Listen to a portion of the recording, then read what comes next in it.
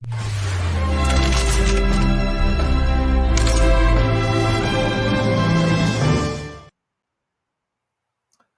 good people of Enugu State. Hello, good people everywhere you are. My name is Dr. Chidi Wanyanwo, a conch Enugu man. Okay, and we welcome everybody who is from Enugu State, everybody who is an indigene, anybody who is not an indigene. You're a lover, you're from here, you're not from here, you were born, you were not born. Everybody, you know how Enugu is, will welcome you to 042. Today is a special day for 042 people, and I'm not the only one in the studio. I have as my co-host no other than Chukwuma Ephraim Okenwa. How are you doing, Chukwuma? Okay, yeah, I'm good. I'm good, Chidi. All right, all right. We had a little hitch at the beginning of this show, and if you the former link that we sent to you guys, we started it by in error.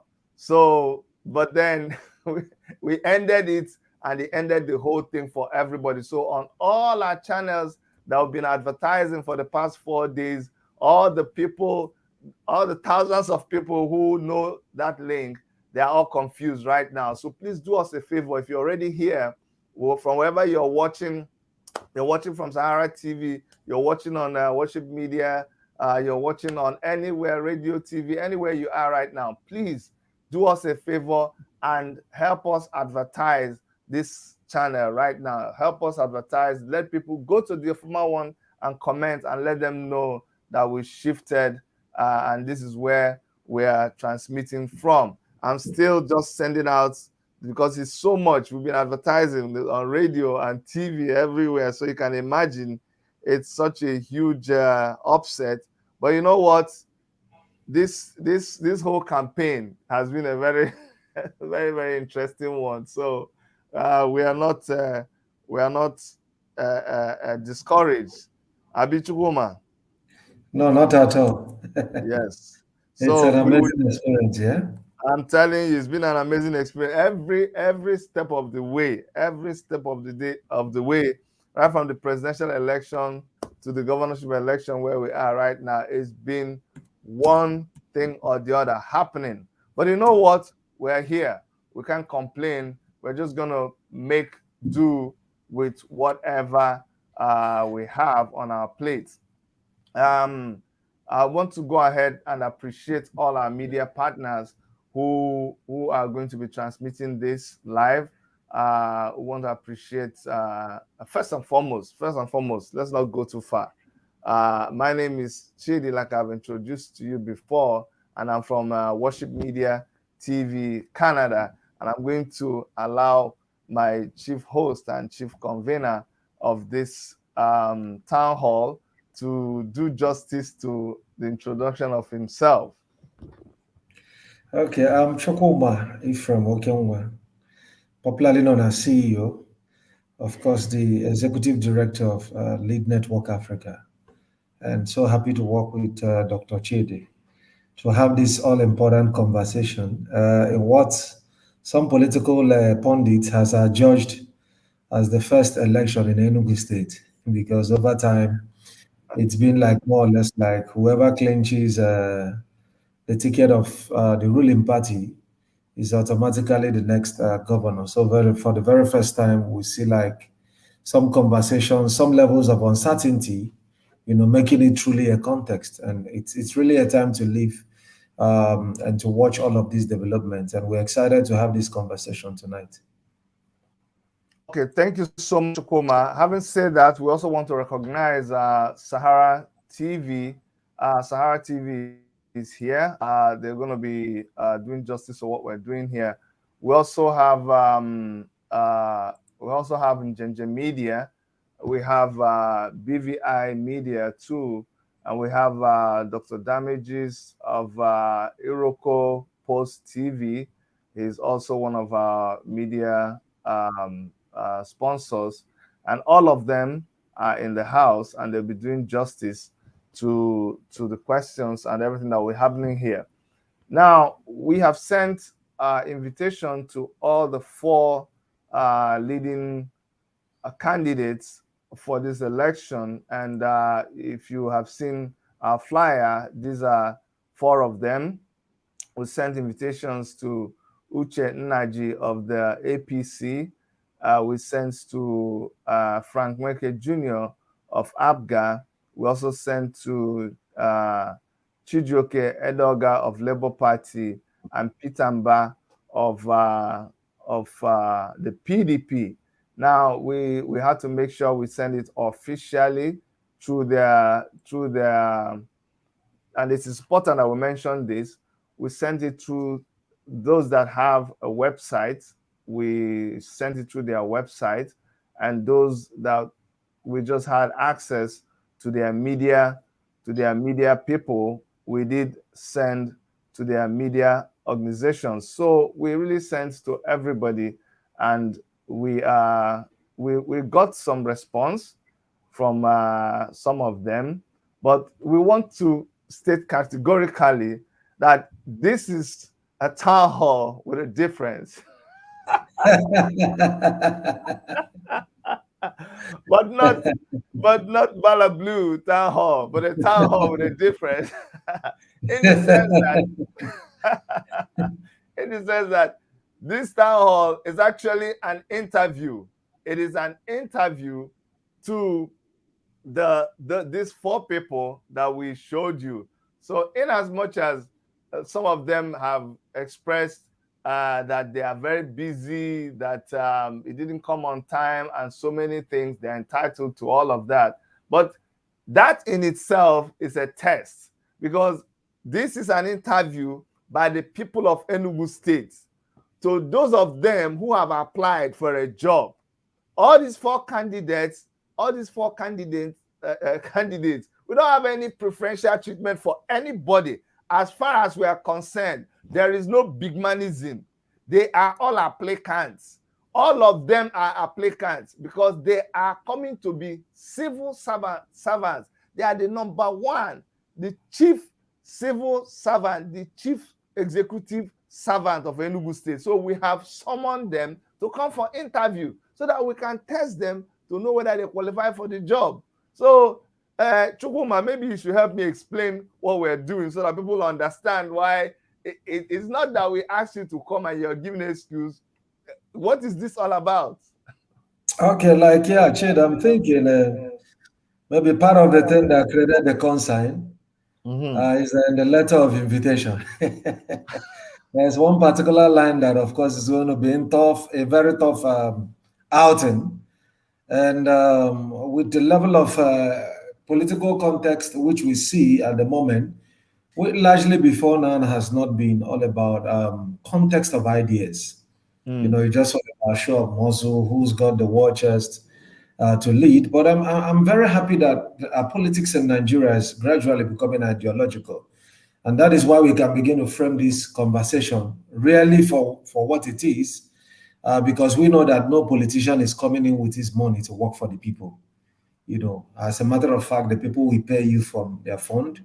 You are applying to serve, and when you are done with, the contract you have with the people, you won't say, I love the people so much, I want to extend it to 12 years, because it's not all about you.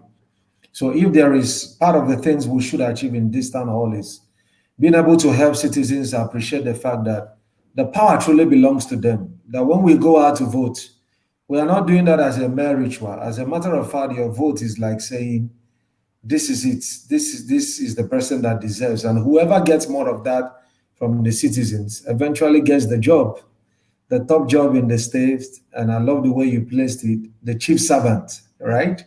And when we begin to frame conversation around leadership from that way, then we can have more accountability. And not a situation where maybe someone, even before or when you were already there, you just feel like you're not accountable to the people. No media briefing, no time to have conversation with the citizens. And because there is that gap that is created, it gives room for propaganda. Sometimes one of the ways to actually get our politicians to talk is, you push them to talk by pushing out the wrong information. That is when they are now, quick to issue disclaimers to say that, oh, this is not true. But ordinarily, Tell people what is right. Tell people what's going on. Sometimes, for whatever reason, they feel like they don't owe citizens that explanation. But I'm so excited that that is changing, and this is one of those platforms to someone, and for them at least to respond and say, "Fine, or will attend or will not attend, or for whatever reason, even giving excuse is good enough. Like in this particular case, than like what we've said in time past the situation, where someone will even behave, you never saw the email. But I'm happy they acknowledge that in some cases, at least giving the excuse that, oh, we are busy or for whatever reason. Yeah, so it's interesting.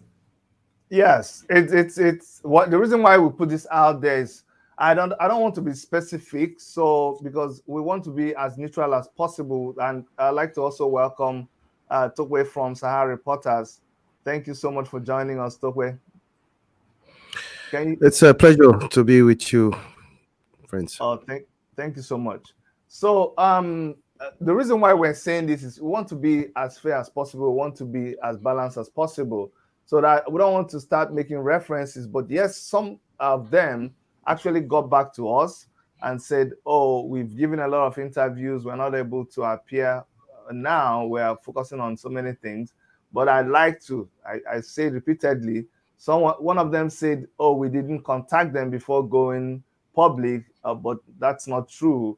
And if it comes to that, we'll be able to show the timeline, and the date stamp and time stamp will show clearly that before ever we went public, we had to send the invitation to all of them through the public means that they have advertised to be reached. And beyond that, we're also able to reach them privately, and we got responses from some of them. And of course, we got a notification that the messages got to where they were supposed to get to.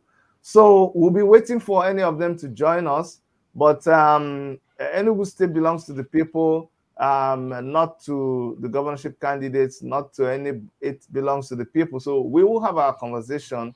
The person who doesn't attend the interview, it is not me that would say what that means, but it is what it is.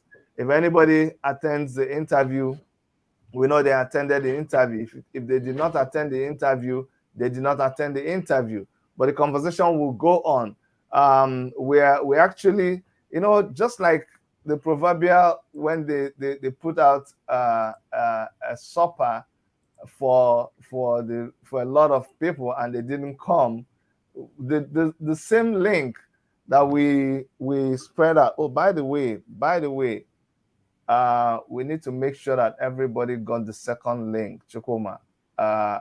We have to make sure that we resend the second link to everybody. Yeah. That could be another thing. That's The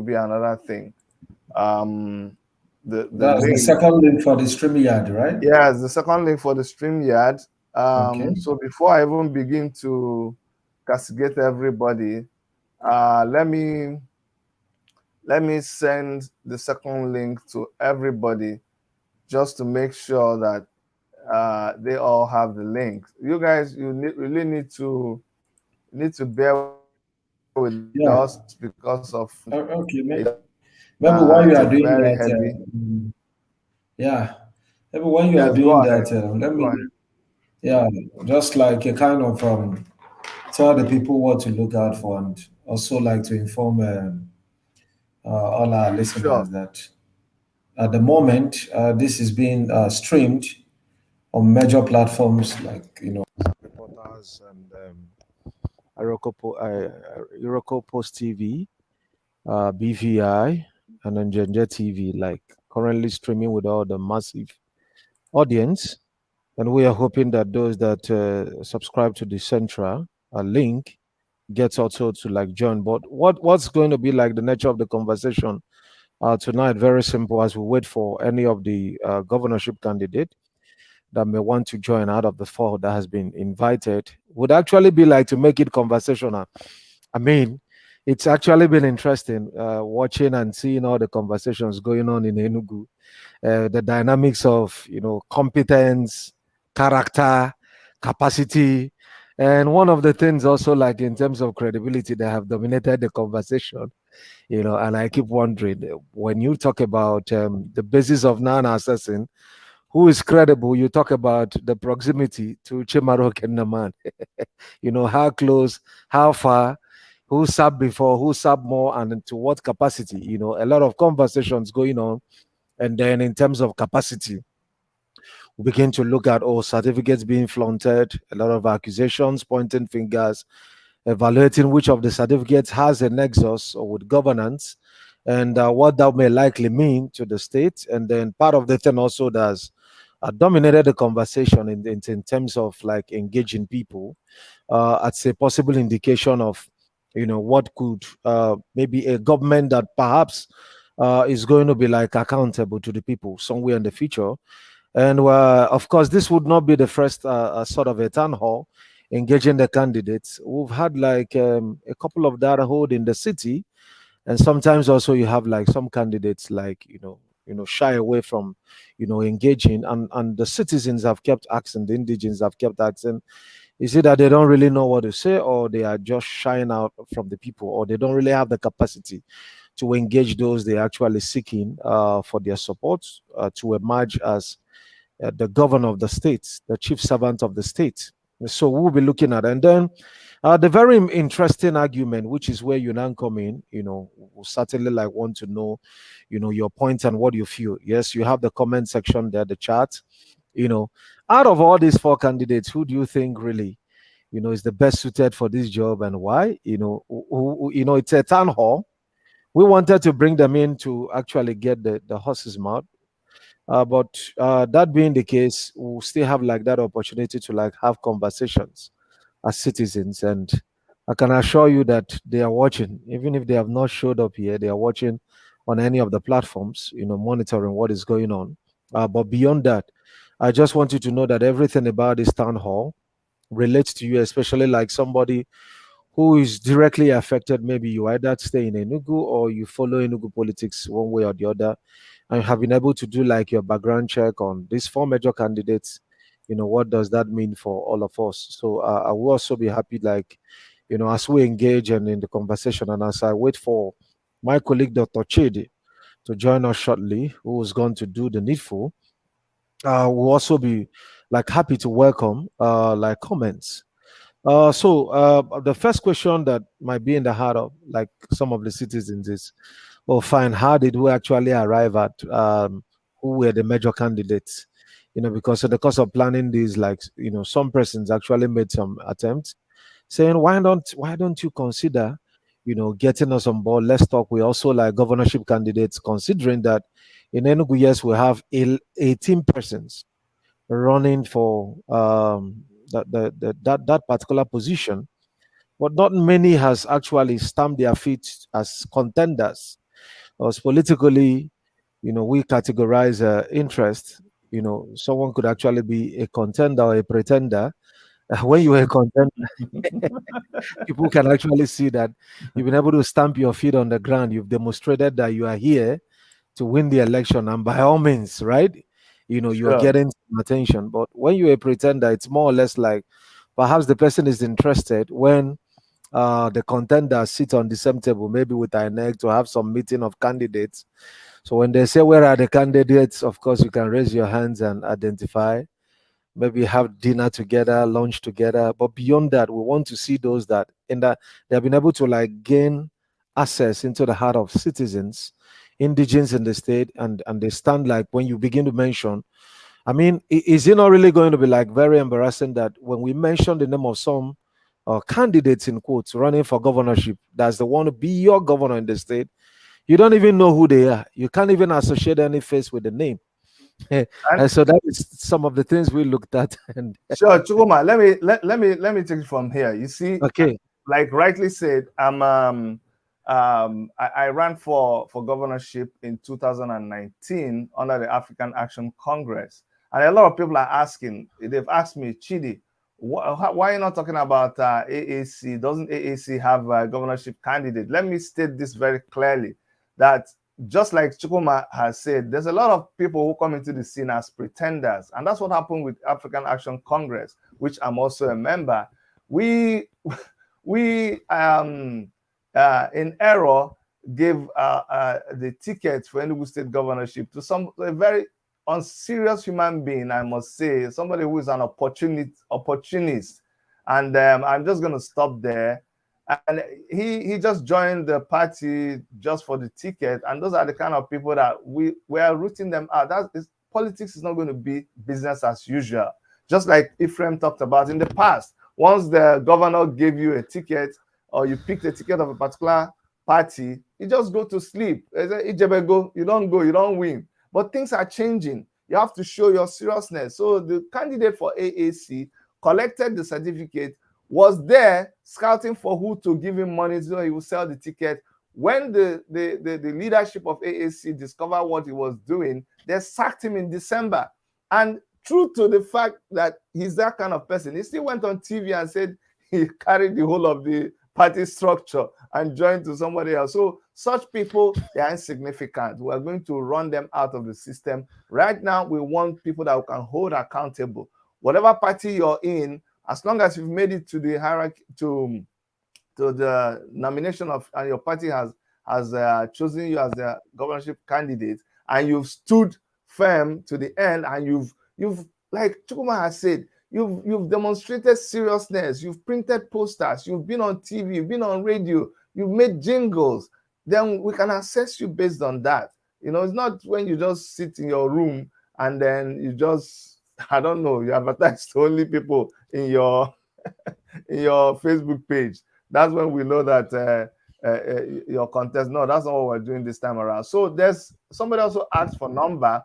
We've shared a number out there where people can call. I think there's another number. Chukuma, you were going to share that number. So if you are in Nigeria, you can call the Nigerian number that we're going to share. If you're outside, you can choose to call the +1. Any of those numbers, actually, you can call and participate. We are still waiting for the governorship candidates. As in fairness to them, as you know, we had a hitch and everything got mixed up. The links that we sent to them, that link didn't work anymore. We had to start everything all over again. So we're just adjusting now. Everything is changing. The whole thing we planned is changing right before our eyes. So okay, but then can like WhatsApp call go through? Like if someone want to call? Yeah. WhatsApp call can go through to that number too. You can call in. Somebody asked for the number. Number is there. So we have a call already coming in. Hello, sir. Hello, Dr. Chidi. Yes, sir. How are you? Good Tell us your name and where you're calling from. Yes, I'm your regular caller, Mr. Amechi Ofo. I'm calling from Germany. Yes, Amechi. Go ahead. Thank you so much. Yes. As someone from Enugu State, in fact, I'm so happy with this program, and I'm also happy with what is happening in Enugu. You know, before now in Enugu, once you are a flag bearer of one party, one evil party called PDP, automatically a governor. Okay. Automatically a governor. Yeah. That was how Sullivan became governor of your platform. You can't even campaign it, though we must agree that Sullivan did well. Now it's no longer business as usual, and we must give credit to P2OB, no matter how you see it. P2OB the man is a game changer. You understand? Now the three candidates, I am from Enugu West. I believe in equity. I believe that for peace to reign. We cannot be crying that in the north they're not allowing power rotation, and in the Enugu we say we don't believe in it. Time will come, well, maybe in the next 20 years, time will come, nobody will talk about the rotation again. Left for me, power should go straight to Enugu East. That is my belief. For peace to reign in Enugu. Forget about that they have 8 local or some local government.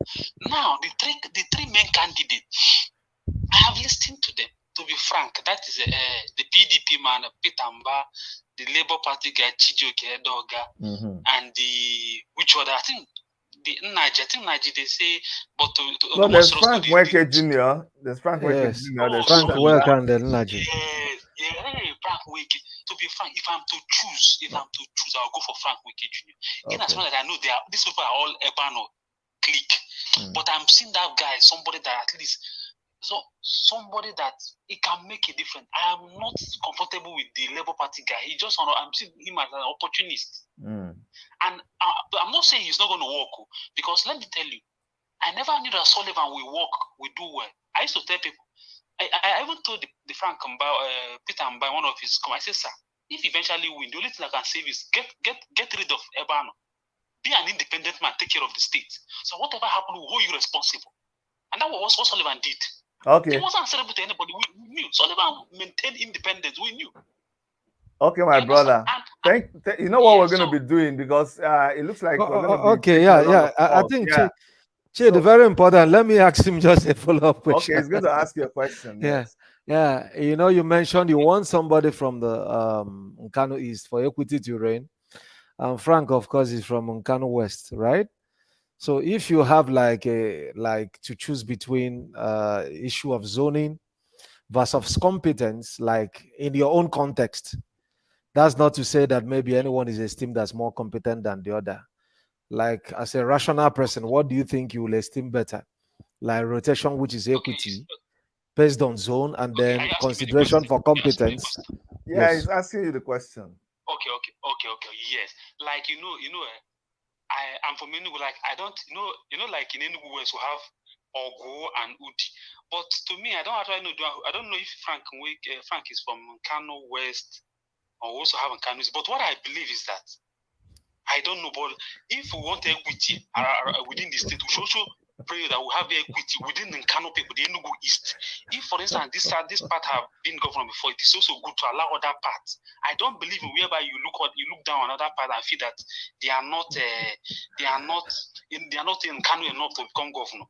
So if Frank Wike is from that zone that have not been governor before, he should be allowed. But if he's from the zone that have been producing Jim Mobo and Chimaroke, then we should look to other part of Kano. Like I said, all of them. None of them even interest me, to be frank. But I believe that anybody that want to work, if Peter Mba becomes governor, the only way they will work is to remain independent. If you allow all those criminals around them, like if you observe, Chimaroke is now hiding. Mba is hiding to associate with Chimaroke in public because they don't like him. He knows. You see why it's good to be good. In fact, I watched a video where Mba went to Chief Sullivan for endorsement. You can see because sometimes I like it or not, the man cried. Okay. Hold on, my brother. Hold on, my brother. Chid, I mentioned. What I want to see, the thing that's very, very interesting, and that's why in the whole of Nigeria as a country, there is no state that is as important to everybody, as popular in this governorship election as Enugu State. So much attention is on Enugu State, and it's interesting because it really shows that things are changing. There is a shift in the equilibrium, exactly. So even you that is speaking right now, there is so many things that is somebody's asking Chidi what is funny. It's funny because when you look at competence, they talk about somebody should come from a certain area. By the time they show you other factors, you say, so there is the dynamics is too much for you to just pick a particular person. And that's what you expect in a democracy. So it makes it very interesting. Chukuma, what do you have to say? And like one of the things his submissions actually made me remember what I said when we were starting. One of the funniest conversations I've actually had, apart from accusations of baggages, right? Like people trying to associate one baggage or the other, antecedents, what have you done before to actually deserve these in the capacities you served. It's a very interesting conversation, actually, to what extent a candidate is associated with Chimaroke, when it actually became a benchmark for assessing credibility. That really helped me to begin to think we really need to come to a point, right? Where in the state, if you want to be an elder statesman, then you have to what your salt. I mean, literally all of them were pointing at themselves, trying to use a smear campaign of how long someone served under Chimaroke and what position, right? And the interesting thing is that the three major candidates, as it were, right? Because I mean they are all in their degree, of capacity. having one way or the other been associated with the administration. So, but the problem in now is not. Actually, four of Yes. them. Actually, four Oh, of them. really? Not only. Uh, Yeah. yeah. Not only. Yeah. I think in the case of Uche Wakibi, Yeah. Uche, like from what I heard, I think he also had same offer with Chimaroke. The moment actually he was the offer was made to him to contest for governorship, like so He he dropped claimed, it. right? Yeah. He So dropped his I don't think bid he. for. Yes, but I don't think he served under his administration. Is there anything like that, like serving? There's this write-up I saw. That was trying to chronicling all the relationship of all the. In fact, You see now, look, imagine. the, Look at everybody's avoid. I'm sure if Chimaroke is smart, now you should have known that. You see how people are running away from Chimaroke as if he has leprosy. Everybody's running away from him. but anyway, let us hold on. Hold on. Let me read. Chidu, we have to welcome that another caller. I think if let's okay, welcome yes, another yes. caller. Okay, but thank you so much for at least starting your conversation. And let us state clearly that when people say we are laughing, we're not laughing at any candidates, but just to let you know, it is a free discussion. It's the kind of discussion we discuss in Enugu, the kind of discussion we discuss in town hall. It's a town hall. We are not supporting It's a town anybody. hall. If they make a joke about somebody, we will laugh. If they say what you should do, don't allow anybody to talk down on your own candidate. Make sure there's a number there. Call and tell us what you want to say about your candidate. Very soon, we will even open the studio and allow you to come in camera and join us here and say what you want to say. So if you feel that the Labour candidate, Edoga, is the person that is the right person for Enugu to be the chief servant, you see, they couldn't come here. This is an interview. So if you are their representative, if you support them, this is your opportunity to speak up for them. If you feel that it is Frank Weke Jr. of APGA, he's not here to attend to the interview. But if you're there and you support him, then pick up the phone and call and tell us why it should be Frank. If you think that Peter Mba of the PDP is the right person for the job, he didn't also answer to our call for an interview.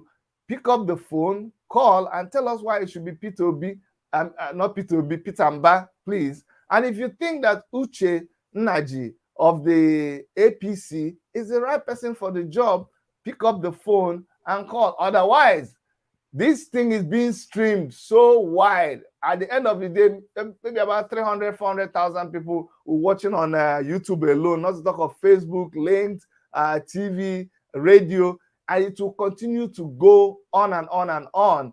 This is your opportunity. Whatever I said here is what people will take. That's why I thought people will understand the importance of what we're doing.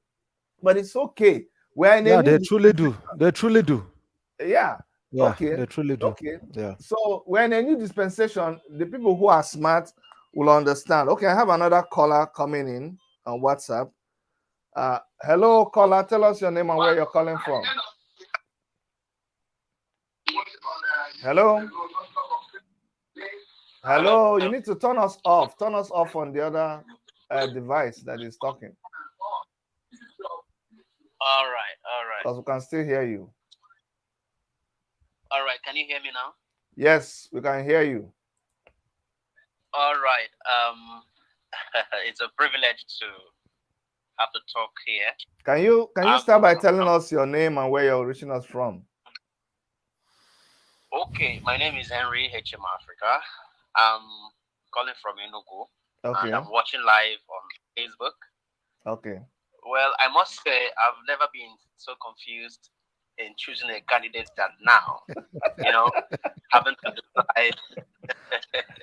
I'll be very, very having to choose between, say, Peter Mba because of what I think is his portfolio, his credibility, and having to choose between, also Frank Nweke, who has shown like seriousness in his intent Okay. To change the face of Enugu.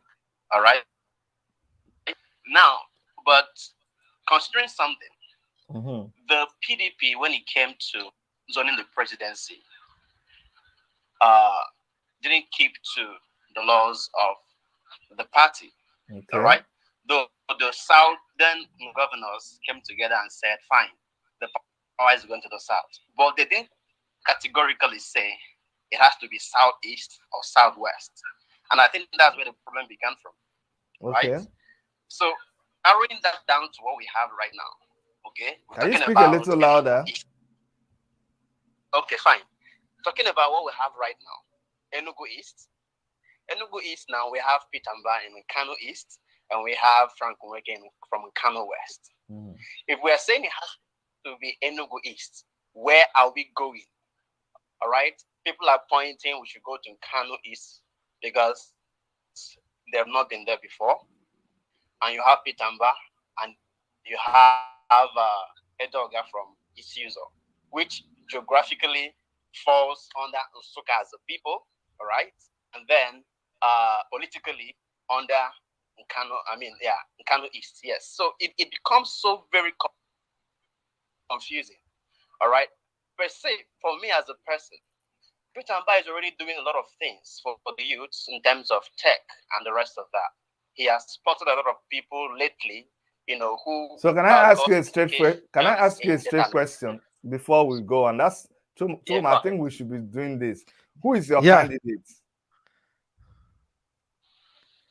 I started off by saying I'm simply confused between Pitamba and Frank Nweke. Sincerely. Okay. I am sincerely confused on who to choose between these two. I'm not rooting for Edoga because he's LP. No. I'm not even thinking about. Okay. Let me make it a little bit direct. Yes. Hold on. Chukuma has a question for you. Yeah. Let me make it a little bit direct. So if you are before the polling units now, I hope you know you are not going to vote for two persons. And I'm sure you've actually been thinking, So if you are just right before with all the things you know about them, who are you going to vote for and why? Why do you think you will prefer candidate A above candidate B? Wow. It becomes more difficult now. But of course,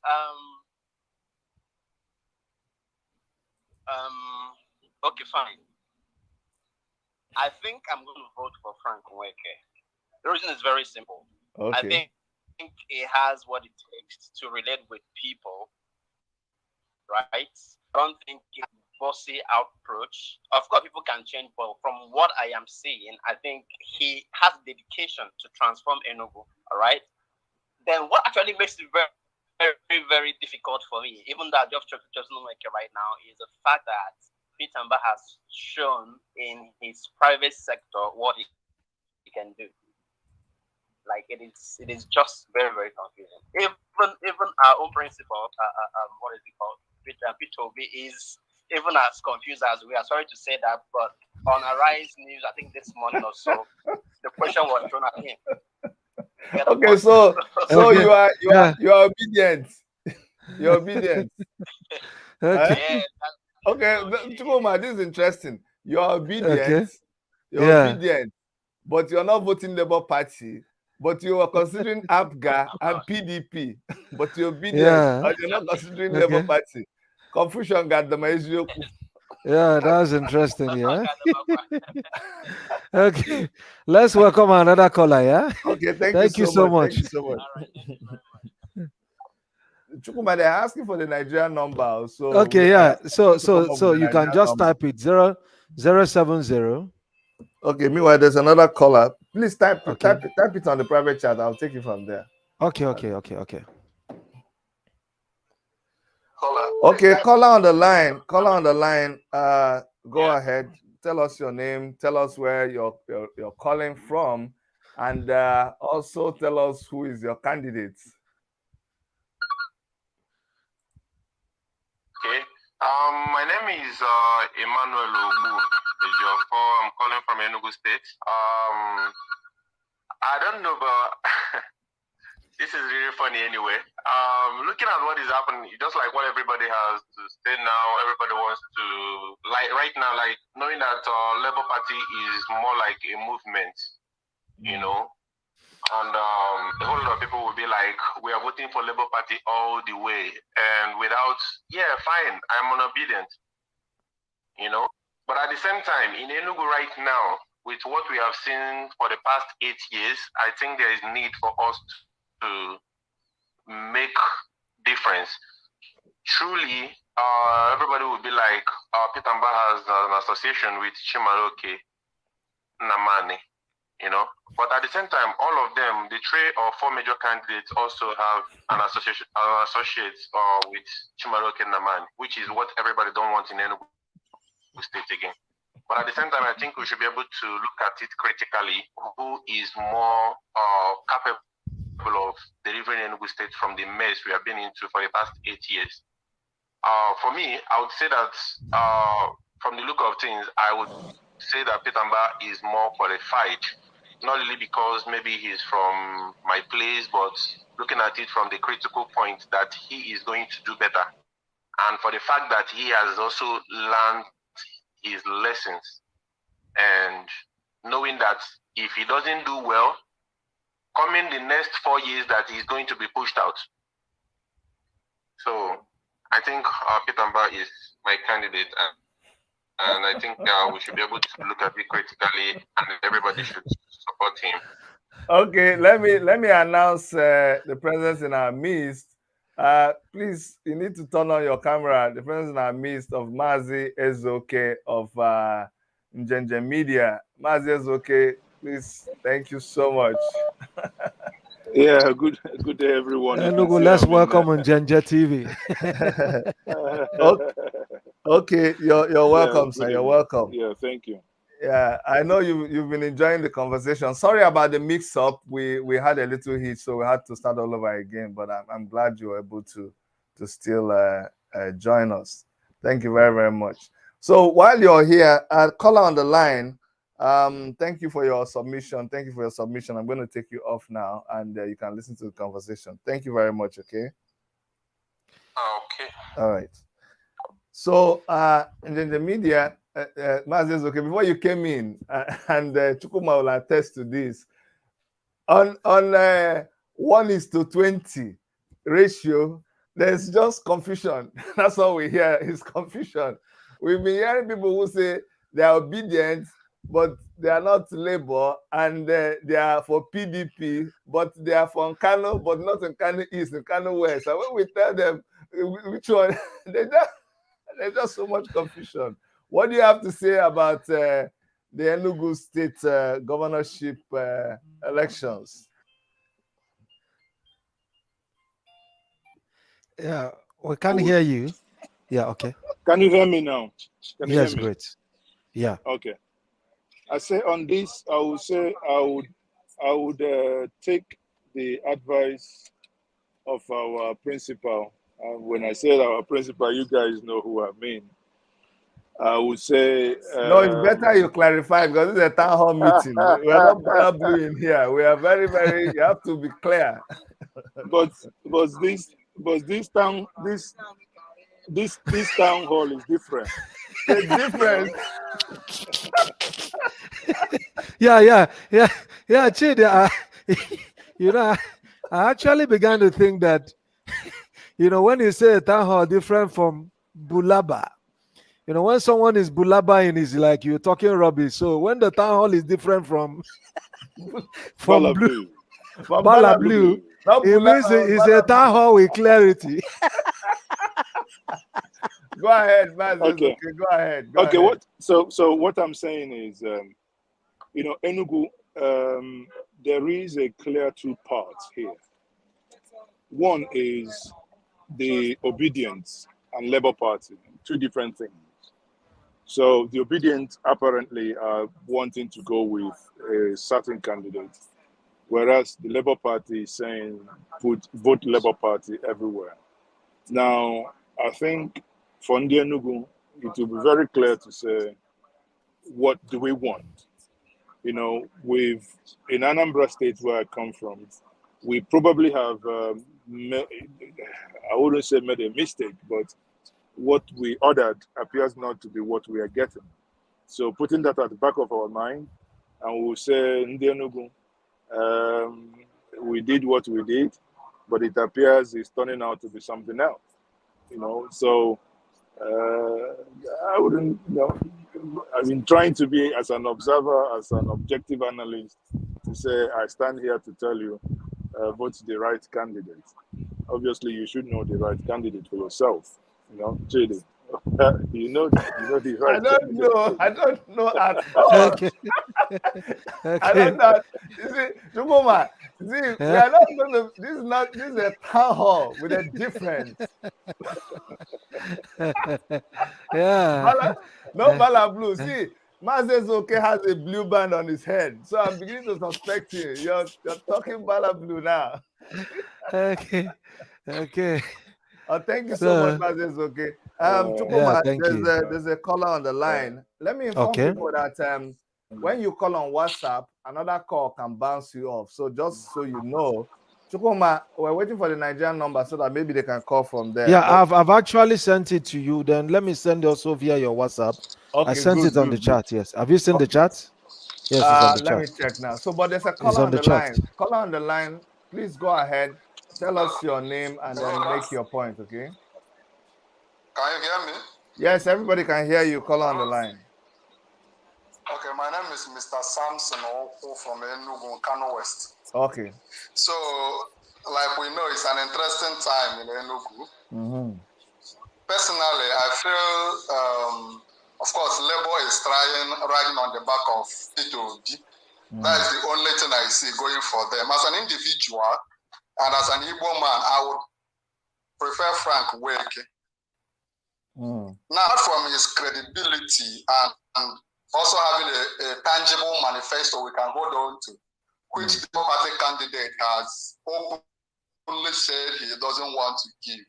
Now, I feel that Frank Weke winning is the only hope of Apoga in Igbo land. I consider that Apoga is most likely to lose the next governorship seat in Anambra State, based on what the performance and the utterances of their governor, Charles Soludo. Now, Frank, to me, has the credibility, has a manifesto, is just good.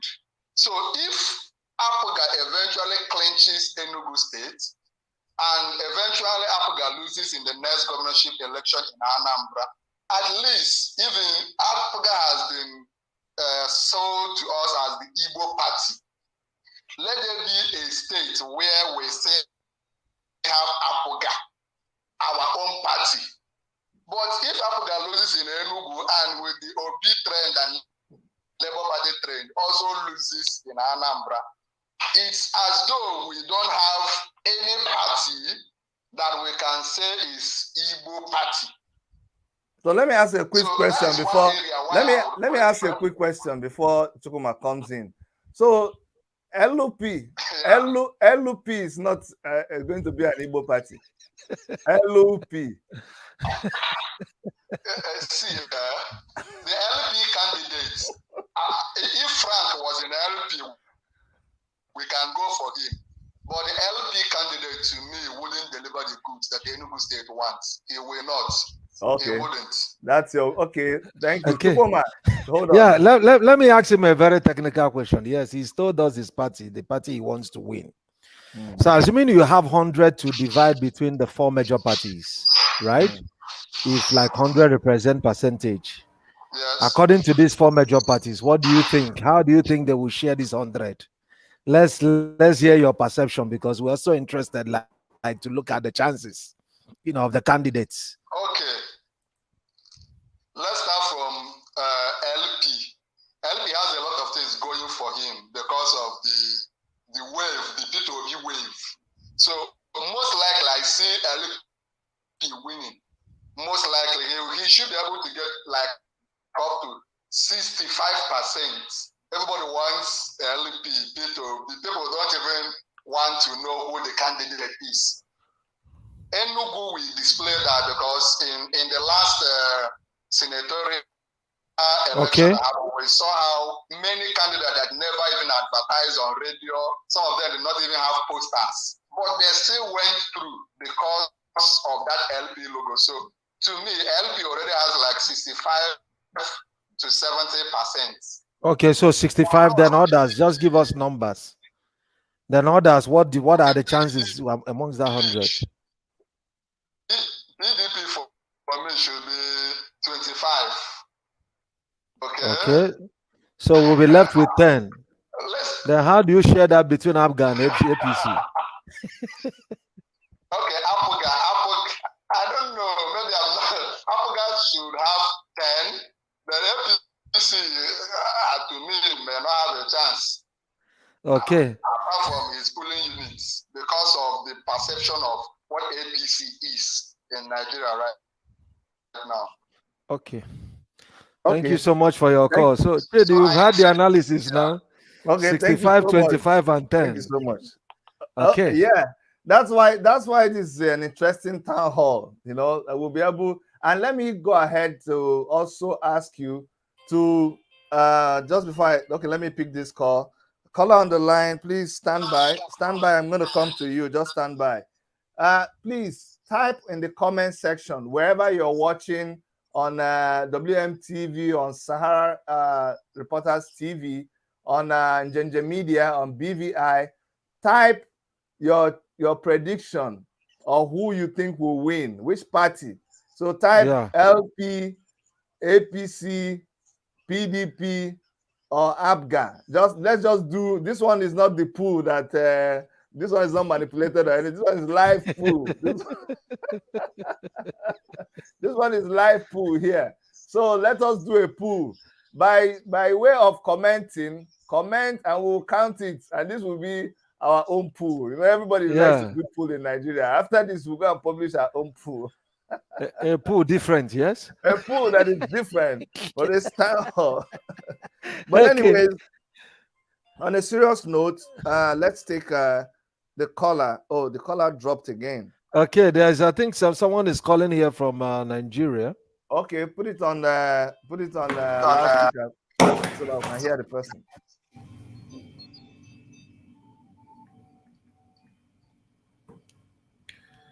Meanwhile, Chinedu Asuzu of BVI Media, BVI Channel 1 is here.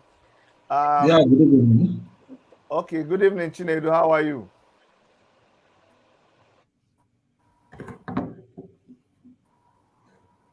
Chinedu, I think you're having some network.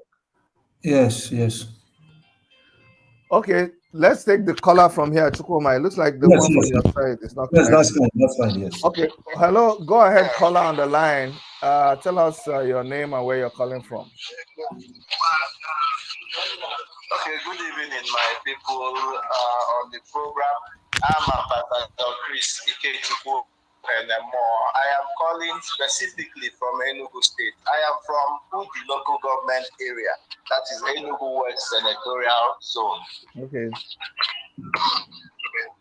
Now, sorry, analyzing the four forefront candidates.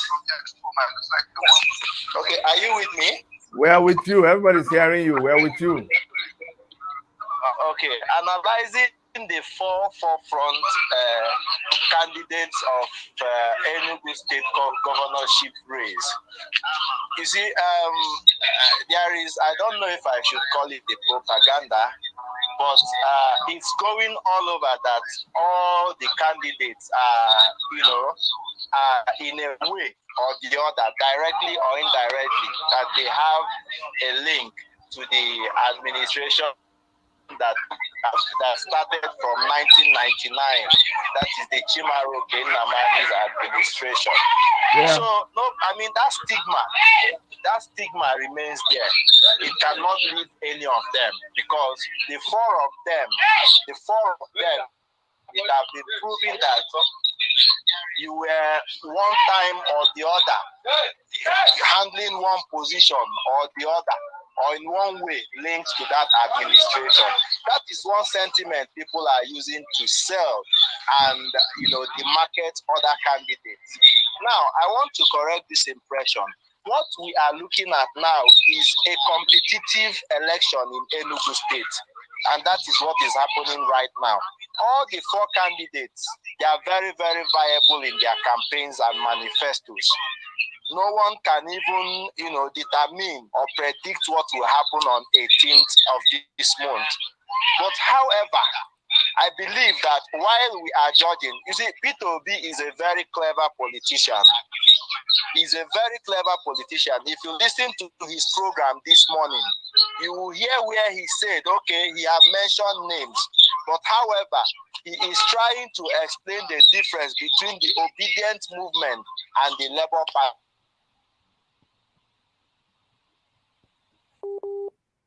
At the moment, is just an opportunistic movement, so to say. Edoga is just opportune to be on the forefront. Otherwise, Abinishu, nobody was seeing him. It's not like all these candidates are credible, but from analysis, people feel that there are people who have managed public funds before. There are people who have handled billions and are able to channel these funds properly and where. Unlike people, we want to vote politicians, people who are not career politicians this time around. We want to vote people who have handled endeavors, people who have built their careers outside outside politics. That is what people want this time around. So people shouldn't be flying wings of obedience movement to campaign. So I feel that Frank Mweke has a very wonderful perspective. Peter Mba has a very wonderful perspective. These people have gone far and wide. These are the two people I feel that they should have been above all other candidates, But the Labour Party candidate, Edoga, is just flying on the wings of P2B, on the good name of P2B. They are, as a matter of fact, they are all part of the past government. They are all past government, and some of them are currently serving this particular government. So I leave it to Peter Mba and Frank Mweke. These are the viable persons I see. When you listen to these persons speak, you will understand that they are not being remoted. These persons, they talk as people who actually want to be your leaders. Okay, let me quickly butt in here. Hold on. Chukuma has a question for you. Yes, let me quickly butt in here. Okay. So you have two options in your mind. If you are to vote now, who will that be and what will be the edge you will consider that one has above the other? If you are to choose today now between Frank and Peter, who will that be and what is that edge? Well, that question should have been a personal decision on election day. But however, I rooted for Peter Mba and I still root for Peter Mba. I am not a carrying member of any political party as it is right now, but I have listened to all the candidates. I have seen them speak. I have seen their manifestos. Where is your roadmap? Where is your roadmap? And I Peter Mba and Frank Mweke has that particular road. I have a quick question for you. I have a quick question for you. My question for you is this. Okay. You said you are not a card-carrying member of any political party, but you are an obedient, it looks like. Yes, I am. Okay. I am an obedient. Okay, it's really Yes, interesting. I am an obedient. I am an obedient, but I am not standing on that wing of obedient. No, it's okay. Choose who will be my leader. No, I understand. I just wanted to understand is the dynamics that we have been seeing here today. So you're just reinforcing it. Well, thank you so much for calling. Thank you very, very much. Okay. Mazes, okay. Sorry. Joe might want to say something. Yeah, no, he can come in, but then maybe in a minute time, I'll welcome the next caller that has been bumping the phone, yeah? Okay. So after Mazes, okay, let's take that caller.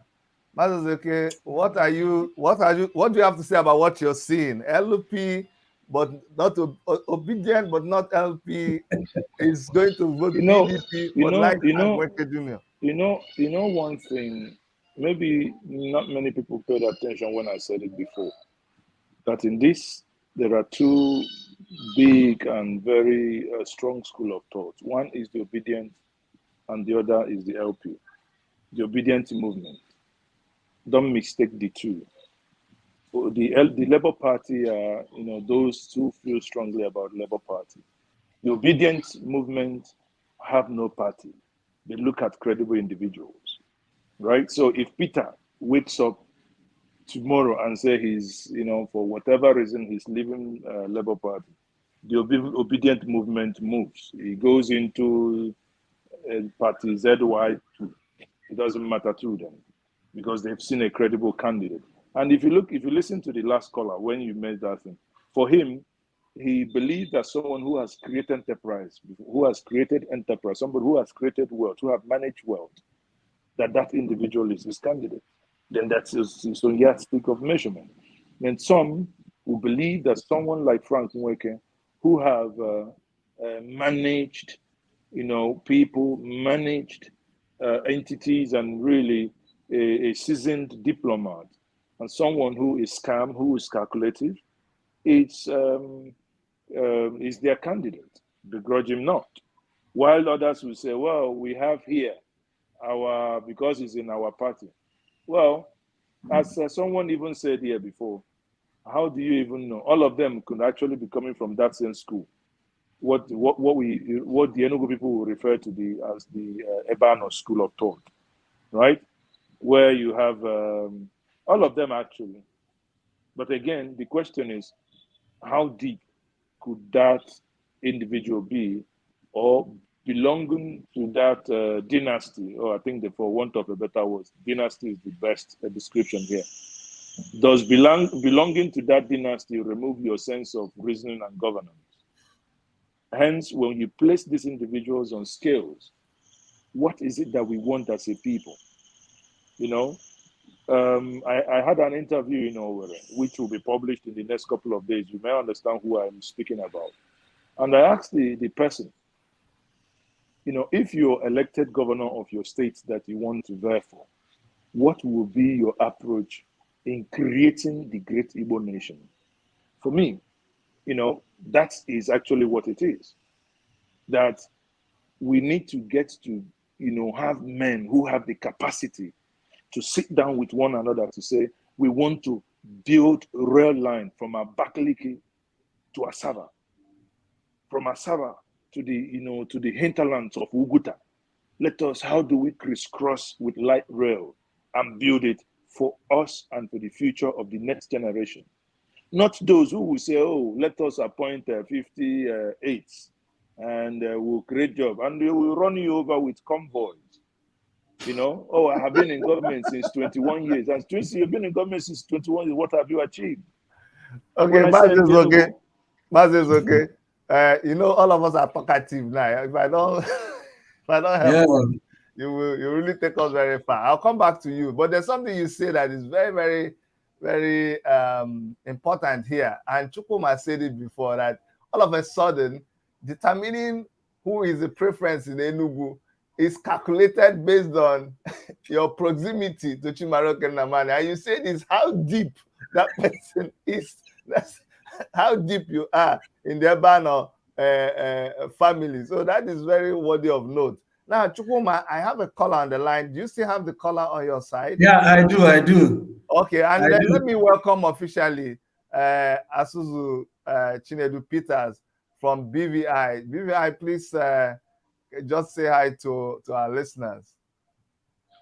Hello, listeners. It's a pleasure to be here, and to you, wonderful men. It's a pleasure to be here with you guys to deliberate and have this conversation. Thank you. Thank you so much. So, Chukuma, we'll take your caller, and then we'll take a caller from this side. Okay, that's fine. I think we have one caller. Yeah, you can speak on. We can hear you. No, we Yeah, can't can you hear. hear him? We can't hear the person. Put it on speaker. Put your own on speaker. Chukwuma. Yeah, he's on speak out. Oh, no, you Is have it to is it? put it very close Can to you, your mic. Put it very close to your yes, mic. We can't hear the yes. person. Okay, can you hear now? Just confirm. Very, very faint.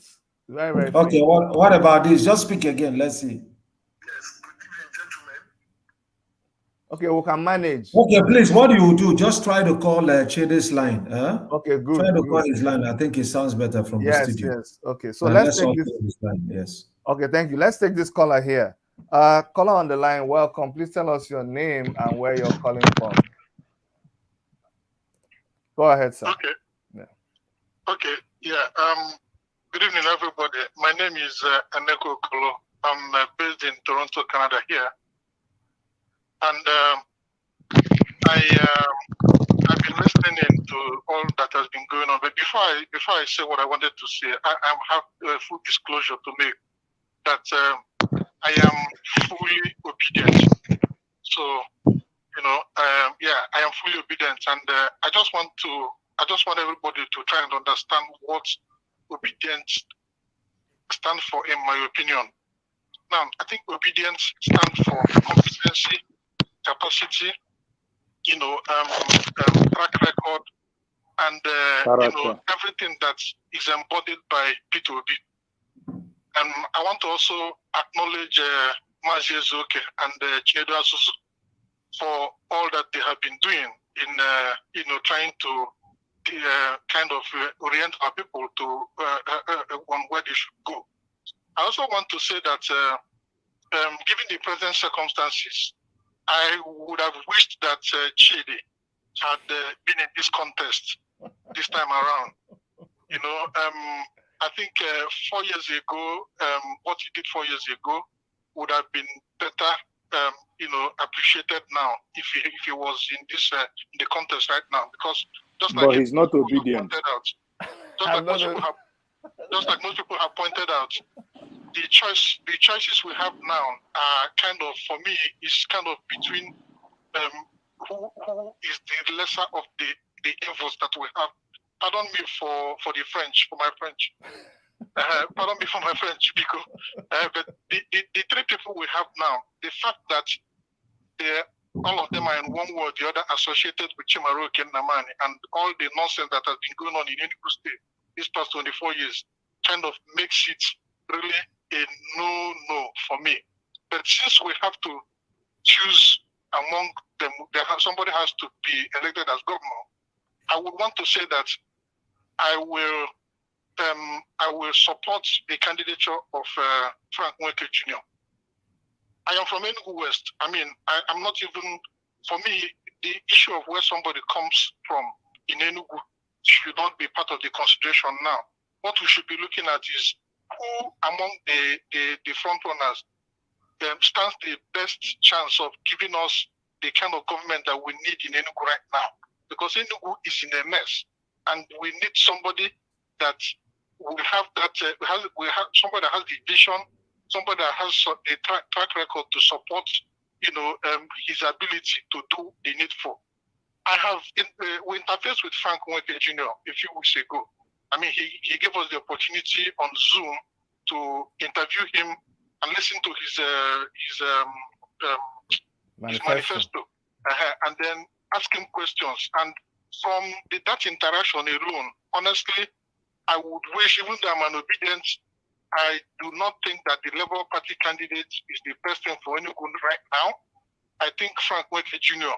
should be given the opportunity, because I think from looking at everybody, from what I could gather, I don't know him personally, but even his display, the issues he pointed out on his manifesto, and what I perceive as the personality that came out from him from that interaction, I don't think anybody will. I think he'll be a man of himself. I don't think anybody will be able to push him around, and that is very important, because all these ones that we have been having before, it's either one godfather is sponsoring the person or the other person. And as I said before, I I think we need somebody that is independent-minded and somebody that has some track record that we can something we can hold on to, and the manifesto that we can say that this is what you have promised us. And just like one Reverend Father, somebody, I don't know if it's a Reverend Father, one preacher from Anambra State said the other day on a video clip that's making the rounds now, in the next 4 years, maybe we'll have a better opportunity to now say, anybody that is now coming up to contest for anything, should now tell us, go and verify this, go and verify that, and we'll move from there. But right now, I'm fully in support of Frank Nweke Jr. That's my submission for now. Thank you guys very much. All right. Thank you so much, Emeka Okolo. Thank you very, very much. Let me just add here, because I know Dr. Emeka Okolo is one of our leading community people here. And Mazes Oke was trying to make him understand that I'm not an obedient. I'm not obedient. Obedient people don't have a party. I have a party. My party is AAC. Tomorrow, who knows? Obedient people, since I've now seen that you people can sweep, maybe you will come and settle in AAC. We'll welcome you. So that's a good thing to know. Let's take another caller here. Hello, caller on the line. Go ahead, tell us your name and where you're calling from. And after that, please, we'll take Mazi Asuzu Chinedu Peters. We really want to hear from you. But go ahead, caller on the line. All right, thank you very much. Good evening, everyone. My name is Emmanuel. I'm calling from Enugu. And you're going to have only 2 minutes to talk. Thank you. Sorry, I forgot to say that. Just 2 minutes, please. Yes. Okay. So first, I would like to say that I think the 4 major candidates have the bare minimum qualification to contest for governorship. In terms of intellect, in terms of health, in terms of exposure as well. So whatever the case is, I think we're going to have somebody who is at least somebody who is average. So we don't have, unlike the presidential election, we don't have somebody who is has some form of dementia, or maybe someone who is disloyal in his party. So coming to Enugu State, I think first of all, I'm obedient, yes, but I'm rooting for Mr. Frank Nweke. And this is my reason. Like I said, all other candidates, they've met the bare minimum qualification. Frank Nweke, from the onset, has declared interest in Enugu State, gubernatorial elections, many months even before the PDP candidate came. He's been interacting with people. And what this tells me is someone who has a vision, someone who has thought about this over and over again, and not somebody was told to be voted for 24 hours to their primaries. Also, Frank Nweke, of course, is easily accessible.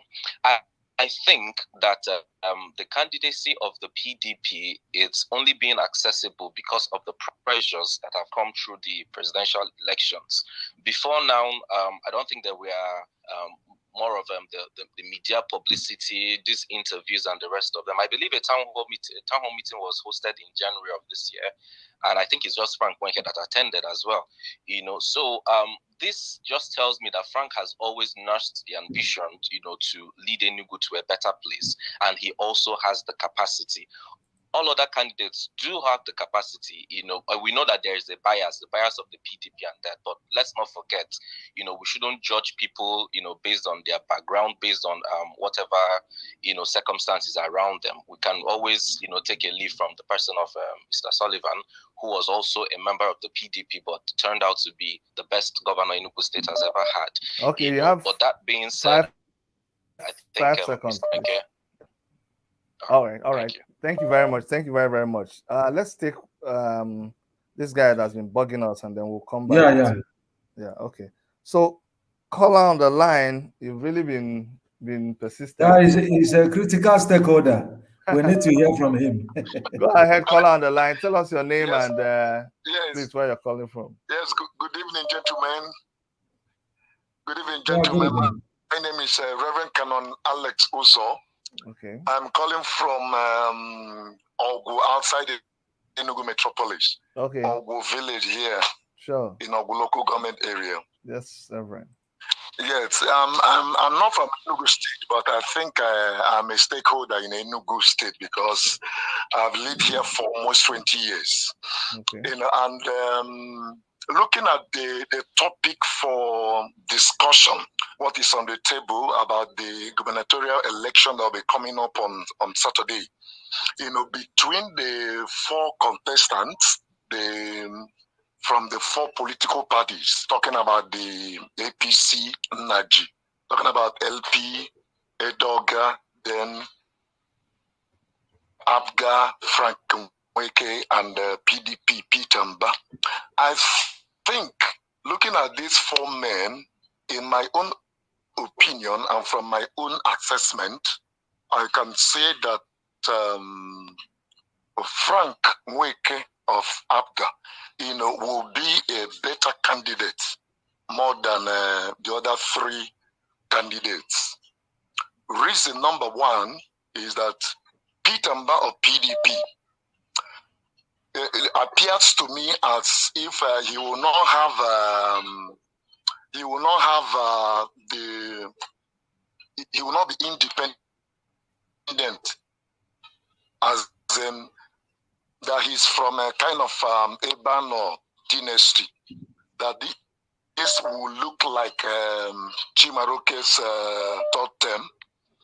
You know, then the Edoga of a person also, the way he talks, I don't see the charisma, I don't see the leadership qualities that will drive Enugu State. And he looks to me also as if it will be Buruburu's third term. Frank Mweke is the only person that looks to me as if he will, you know, be independent in terms of political will, in terms of taking decisions, political decisions. You know, so he's not a career politician, so to speak. You know, others are basically career politicians. All right, Reverend. So my own assessment, I think Frank Mweke will be a better person to lead Enugu State in the next 4 years. Thank you so much. I'm an obedient anyway, but I don't belong to any political party. Yes. Thank you so much. Very, very interesting submissions we've had so far. We have people calling in. Please, if somebody's already talking, let's not call in. We can call in after the person finishes talking. Mazi Chinedu Asuzu Peters, you've been in the scene, you've been following the trend, you've been reporting. You are not just someone that reports, you have an organization that is committed to good governance. So you are a huge stakeholder in what is going on. Please, I want you to weigh in on what is happening in Enugu State.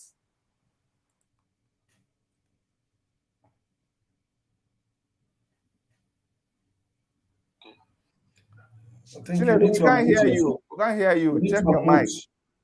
You need to unmute. Okay. All right. I think you can hear me right now, right? Sure, we can hear you. Yeah. Okay. First of all, let me appreciate you, gentlemen, especially Dr. Chidi, for putting this together, and to all who are following this program, and those who will watch later. Honestly speaking, what is happening in Nigeria today as a whole, the ballot revolution, the political revolution, is what I have endlessly put in a lot of effort, and some other people preaching that it is possible. And today we are seeing it happen right before us. And now going down to Enugu State, particularly the four major candidates, you know, I look at people based on capacity and the antecedent, where they are coming from. And most importantly, the motive, what's driving you. So many people have different motive of seeking political power.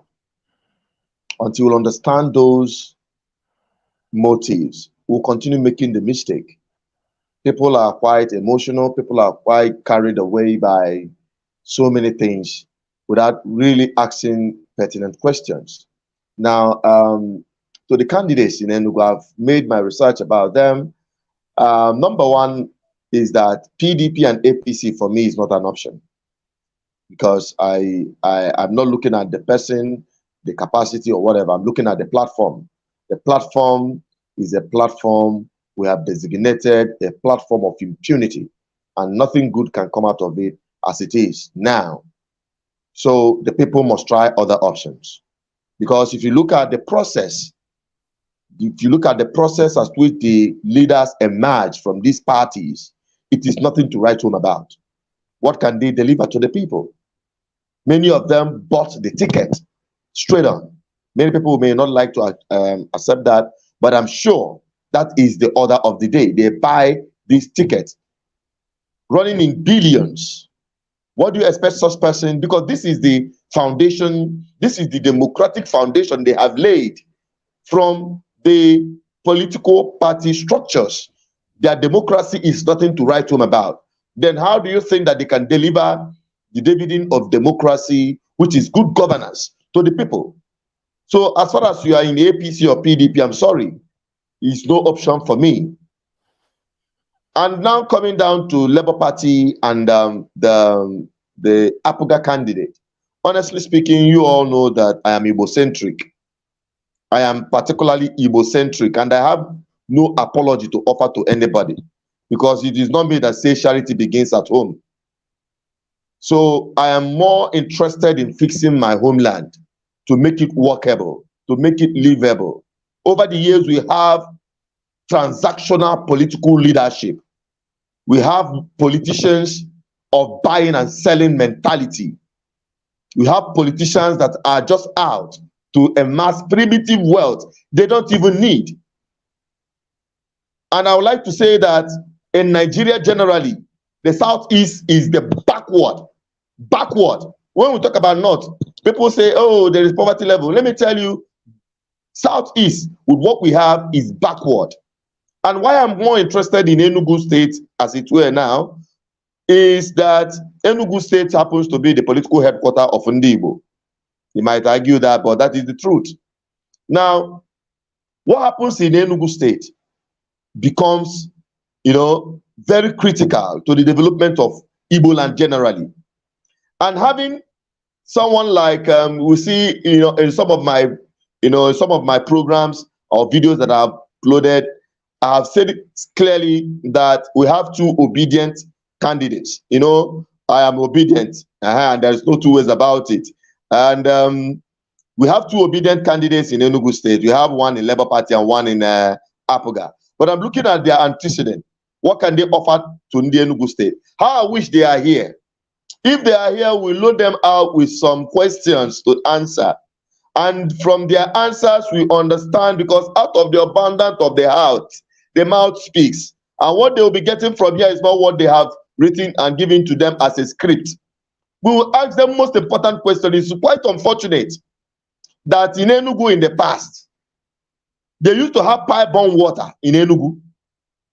But today, it is nothing to write home about. I have families, I have friends, they still go and fetch water, scavenge water in. Oh, we seem to have lost Peters. Let's take the caller on the line here until he comes. Sorry. I'm sorry about that interruption. Okay, so go ahead, finish. So Enugu State, over the years, have had successive government under PDP. They couldn't solve this problem of water, common water. We're not talking about other things. What about the schools? What about the healthcare? We're not looking at infrastructure and the per capita development of individuals, the economic drive. We're not looking at that. And most times I've engaged myself with different groups that has the development of our Igbo at heart. And they put in a lot of proposals. You see some of these government people, they are not coming forward to, embrace some of these proposals, embrace some of these engagement that will drive development in the Southeast, especially in Enugu State. So where are we coming from and where are we heading to? So we can't continue like this.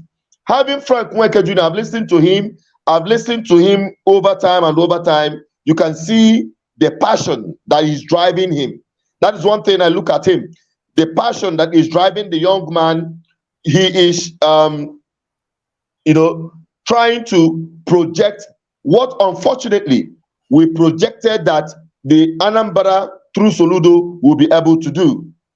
And understanding that obedient movement is not about political parties, not even about Labour Party, because I can tell you that we are yet to have ideologically driven political party in Nigeria.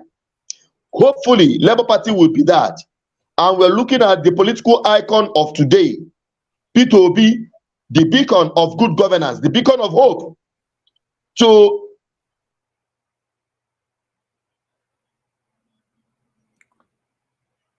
okay. Some of these people under Labour Party, and I think that is where, because calls are coming in through my gadget, that is what is interrupting the network. So I just have to summarize it right now to say I appreciate this program, and I wish we keep these guys on their toe, hit on them, bring them on this program. We can retry and retry again to drag them down here so that they can answer questions and tell Enugu how they can solve their problem.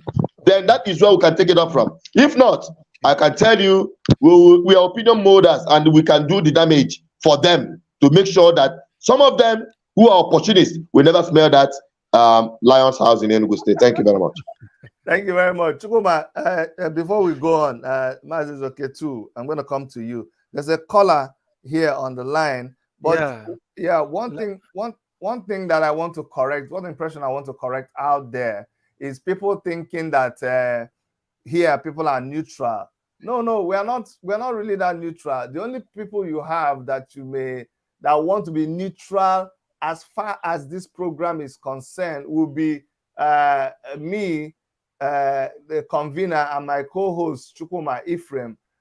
Our media partners are here with their own independent opinion. So don't come here thinking everybody, even me, I belong to a political party. My party is the African Action Congress. And like I said, politically, candidate-wise, we fielded a very stupid, foolish man there who was an opportunist. And that's what Chinedu Asuzu is talking about. We are not here to do opportunism again. If I had a sensible, reasonable candidate of African Action Congress in Enugu State, then I'll be able to pitch for him. But the hopeless man that we put there collected our form and went and started looking for who to give him money. Give him money to pay. That's not, no, it's no longer business as usual. Dr. Chidi, calm down. But no, I can't calm down. Calm down. Yeah. No, let me tell you why I can't calm down, guys. Sorry. Dr. Chidi, let's welcome more callers. Wait. Calm down. Point of order. Let's welcome more callers. Wait. Let me tell you why I cannot calm down. This is very important. You see, it's about time that Shebi here, we are here discussing.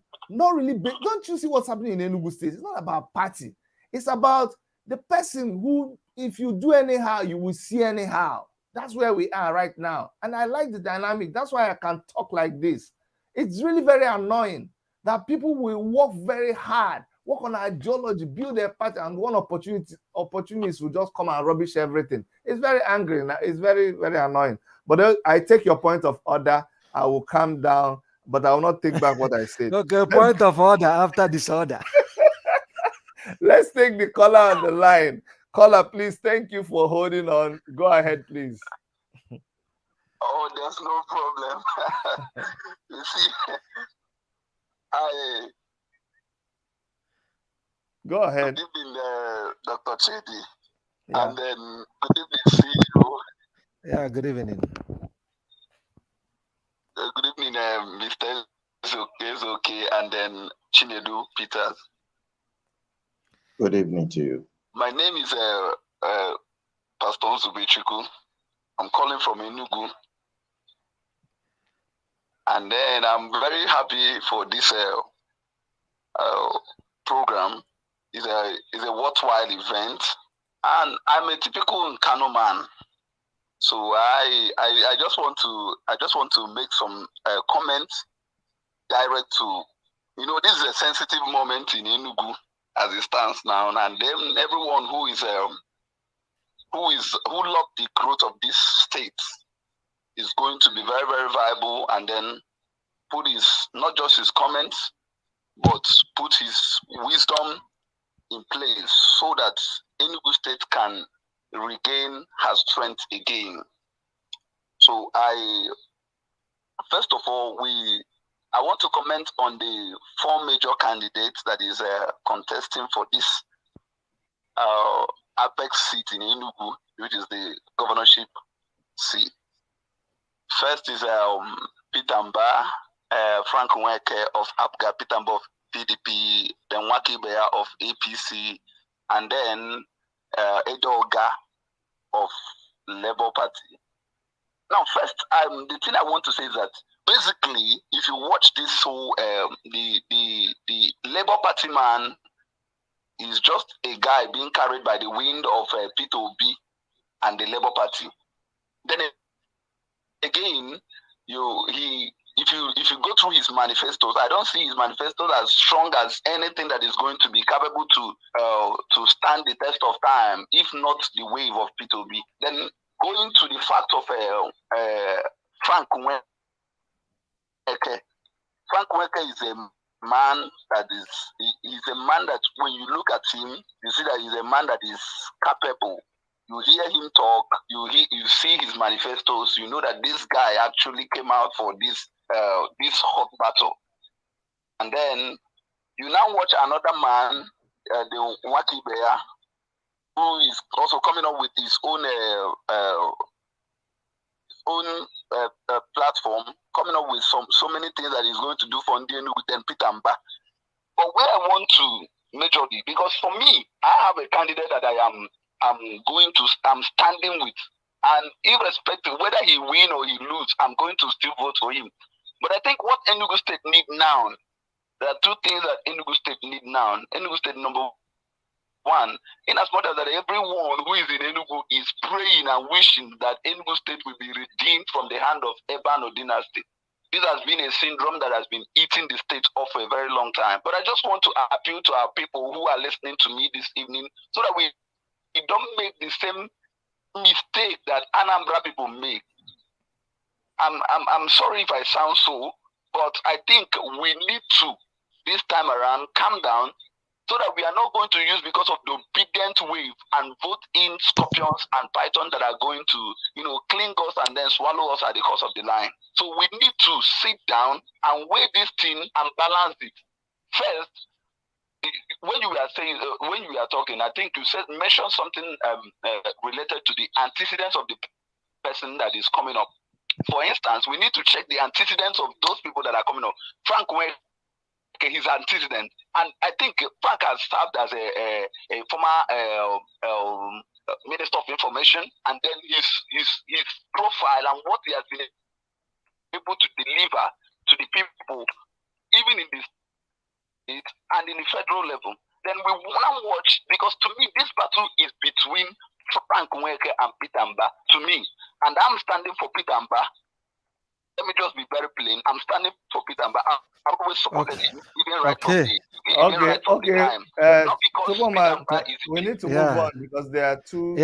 Thank you, because I'm sure like many people are actually bugging your phone, and of course we should be able to end at most 6:15. At most 6:15 Nigeria time. But then let me say something which is quite important. I think somebody sent in a chat asking for the whereabouts of the candidates. I'm sure like Chidi tried clearing that when we started. Yes, they were all duly invited, officially invited. Yes, but for whatever reason, at the late moment, turned out not showing up, and it's not our fault. And we say this is a town hall, for crying out loud. It was not called a debate, so it's not just entirely about the candidates. It's also about, what the indigenes of Enugu has to say, and that's why we still have to hold a conversation, notwithstanding. And it's really been interesting hearing what people feel about this candidate. So we welcome more callers, and maybe after that, Chidi, we should be able to give our partners and ourselves conclude. But probably we welcome more calls from now until maybe somewhere around the the next 12 minutes, right? Maybe 6 callers should be able to voice in, and then we'll begin to tidy up. Sure. We have a caller on the line, but there's something that you said that's very pertinent, and I need this. And Chinedu Asuzu alluded to this. A lot of the candidates, I could be wrong here, but I suspect they are very suspicious of this platform, of what we set up, because of the way we came at it, the way we are blunt, and some of them how do they speak this English? In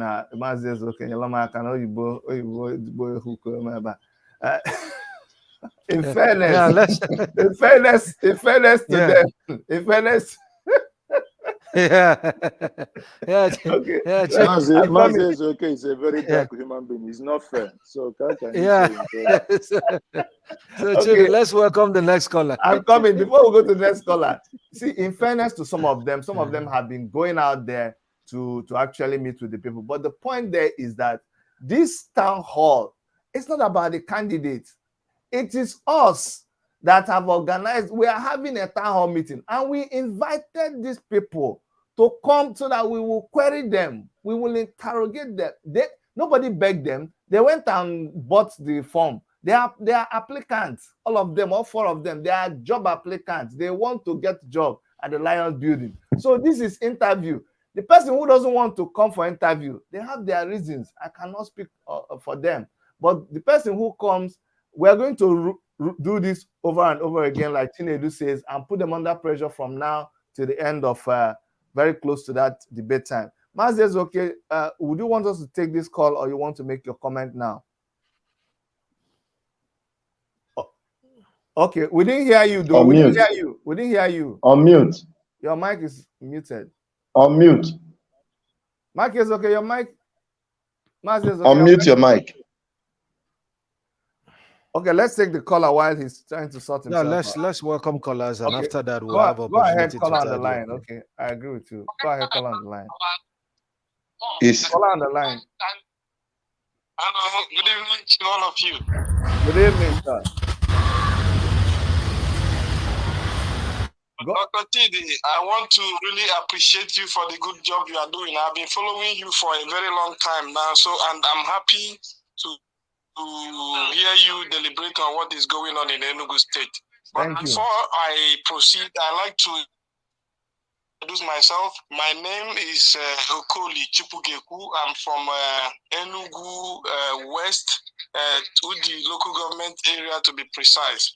Honestly, I'm happy about the enlightenment and the exposure that you are bringing in our, governance. And I believe in long time that is going to have a positive effect, even though at the moment we are experiencing a lot of hitch and all that. That is it. So, considering the issue on ground that the gubernatorial candidate that is suitable for Enugu State, there is something I want to understand better. Okay. Hello, are you people hearing me? Everybody's hearing you. We can hear you. Okay. What I want to ask is being an obedient automatically shoot you to being a Labour supporter? And if that answer is no, I think it's better we look at the candidates one by one and know the one that can be able to bring the dividend of democracy to our people.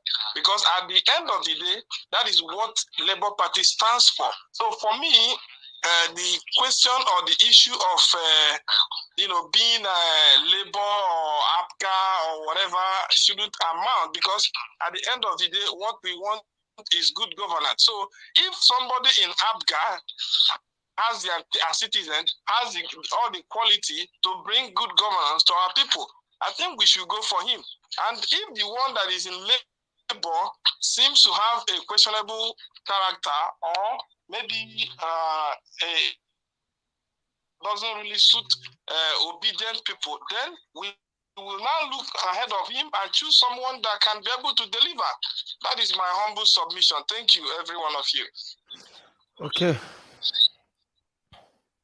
Yeah, great. Thank you so much. Other calls are coming in. We'll pick Yes. them. A lot of people were coming in, and somebody was saying, I think the purpose of this is to have the candidates present. But you see, the good thing also is that the fact that without the candidates, we are talking and deliberating is a sure proof that the power belongs to the people. It is the people that decide what happens.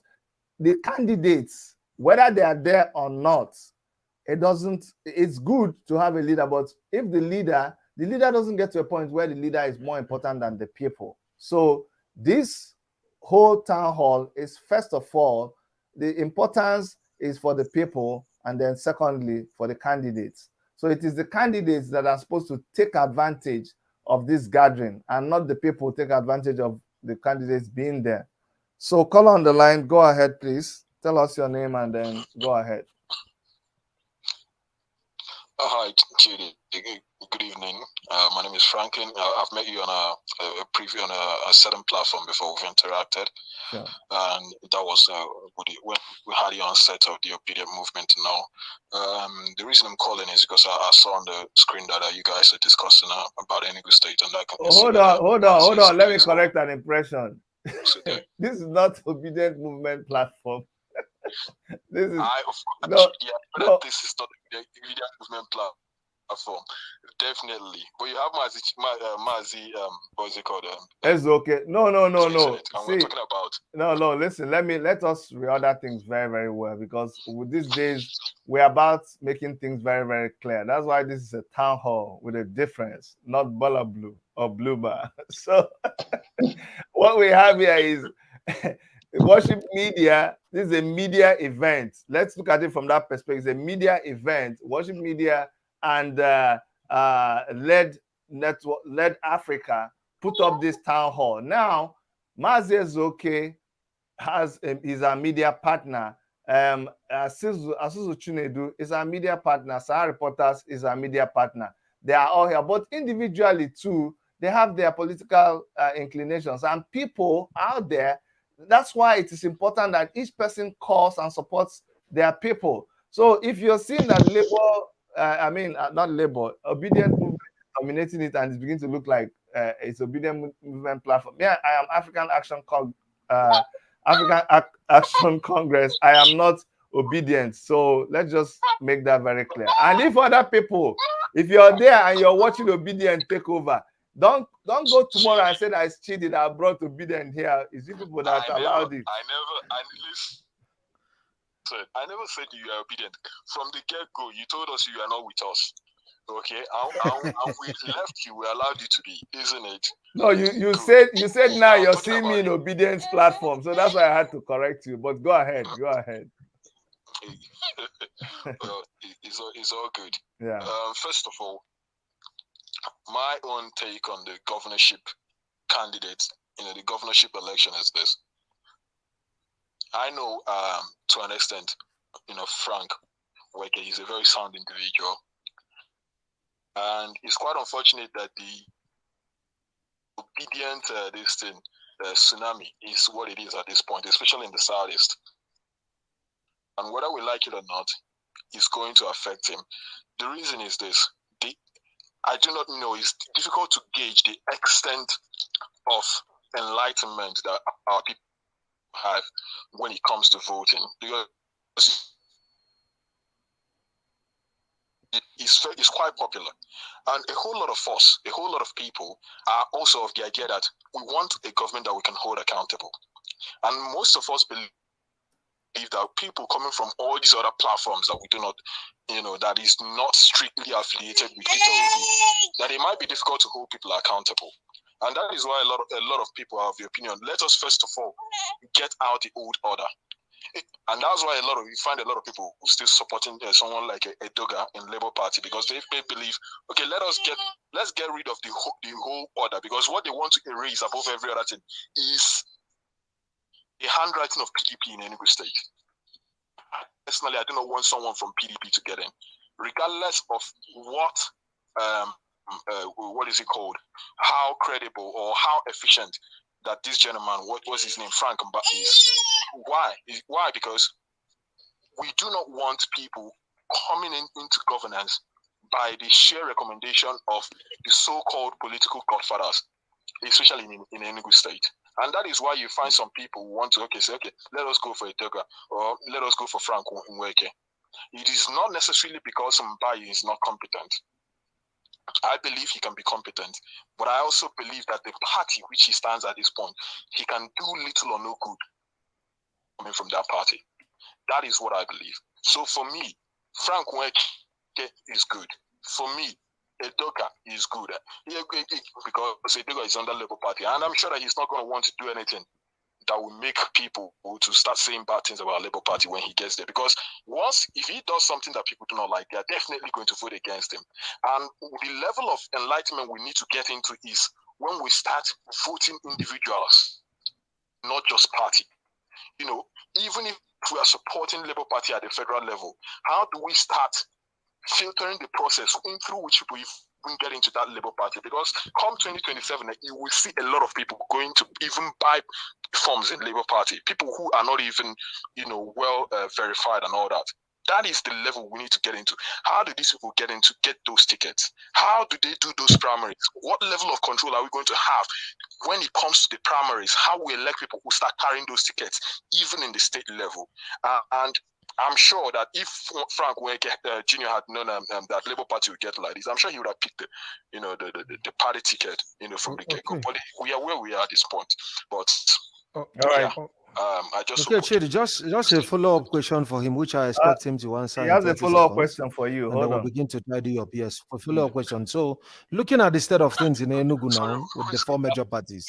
Sorry. Yeah, can you hear me? Ephraim is asking you. So the question is for you. So listen. Yes, you. Yes, the question is for you. So, assuming you have 100, right, like representing the chances, 100%.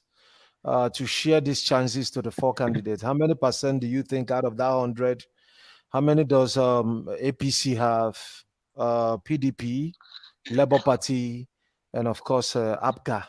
Like if you share 100, assuming 100 represent the number of votes, what are their chances? Percentage of how do you think they will perform? How they will perform? My brother, remove PDP from that place. PDP is not going to do well. A lot of people are angry with PDP, first of all. Like in terms of winning the election at the moment, right? So can you distribute the percentage? Yes. How do you think, like currently, in terms of their popularity, acceptability, and their chances? Okay, I'll give you this. Because a lot of people, Frank Nweke, so about and believe and he has identified with even during Obi's campaign from the get-go. A lot of people saw through him. I would give Frank 35%. I would give the Labour Party candidate 40%. That is 75%. The remaining percentage, I'll leave to the other guys. Okay. All right. Okay. Now, well, thank you so much. Thank you very much. Thanks for calling in. Okay, we have some feedback. I don't know where it's coming from, but we have to now. We are going to start begin to round up. He said something. He said 2027. We're going to see a lot of. There's going to be a lot of changes in the way people elect, the way people actually qualify to be voted for, and that is a welcome development. That's what we're looking for. Somebody came here and he mentioned that he wished I had run this time around. That's why everybody is so happy. Because if I had run this time around, all these people here would not even be there. So they are very lucky that I didn't run. See, if I had run now, Mazezoke will be rooting for me. Suzu will be rooting. All of them will be behind me. But don't worry, in future. So let's begin to round up and with our submissions, starting from Mazi Ezoke. Go ahead, sir.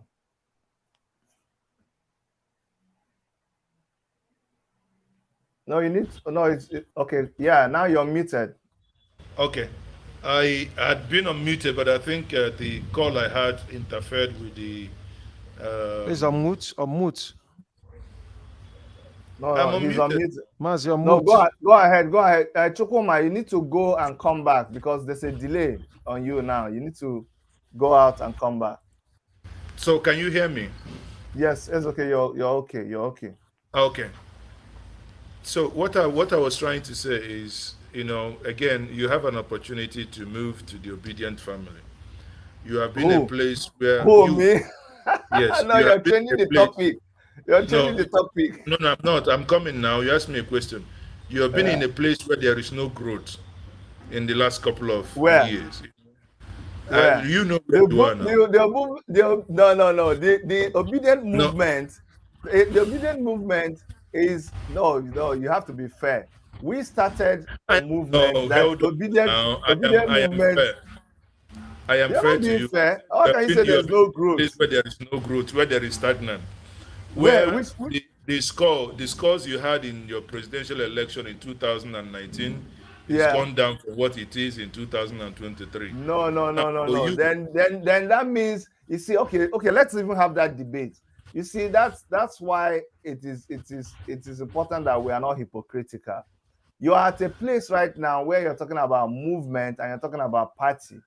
A movement that Peter Obi, for instance, has been in PDP, and where their ideology is different. The obedient movement, we all agree that obedient movement is an offshoot of the NSAS movement, which is an offshoot of the Revolution Now movement, which is an offshoot of the Take It Back movement, and which which was built on the sacrifice and endeavors of the activists out there. So if you want, let us just be going where we're going. Let's not spoil things. Let us be going, but let's be going, because if you start going back there, you spoil everything. You spoil everything. See, wait. You know, the obedient, they are learning something that we have learned a long time ago. You know, when they hit you people at the elections, you run back and you started crying. I was saying, Shepi, we told you. So don't worry. When everybody has chopped breakfast, then we will now get to the table and talk. But do your submission. What I was trying to my last submission here is, I will say to everyone who joined, thank you for joining. And to those who were invited and they didn't show up, well, thank you for being invited and not showing up. I would say, it is rather unfortunate, I must say, and I have no apologies, that when people are somewhat running for office and they are being invited to town halls that is very, very different from the others, and they tend, they will now want not to come, not even one person. That speaks volume, to be honest with you. I honestly thought that we would have been interacting with at least two of them, because based on the conversations we had before, obviously one or two had their excuses, but that none of them actually come is, if not that it would be an overkill. We'll tell the people watching to go and flog them at the polling unit. But anyway, don't do that. What you will do is, based on the parameters we have given you, know who is best for you. Like my brother Chinedu Asuzu said, the capital of the great Igbo nation remains Enugu. Enugu is key. It's in the heart of the growth of the great Igbo nation.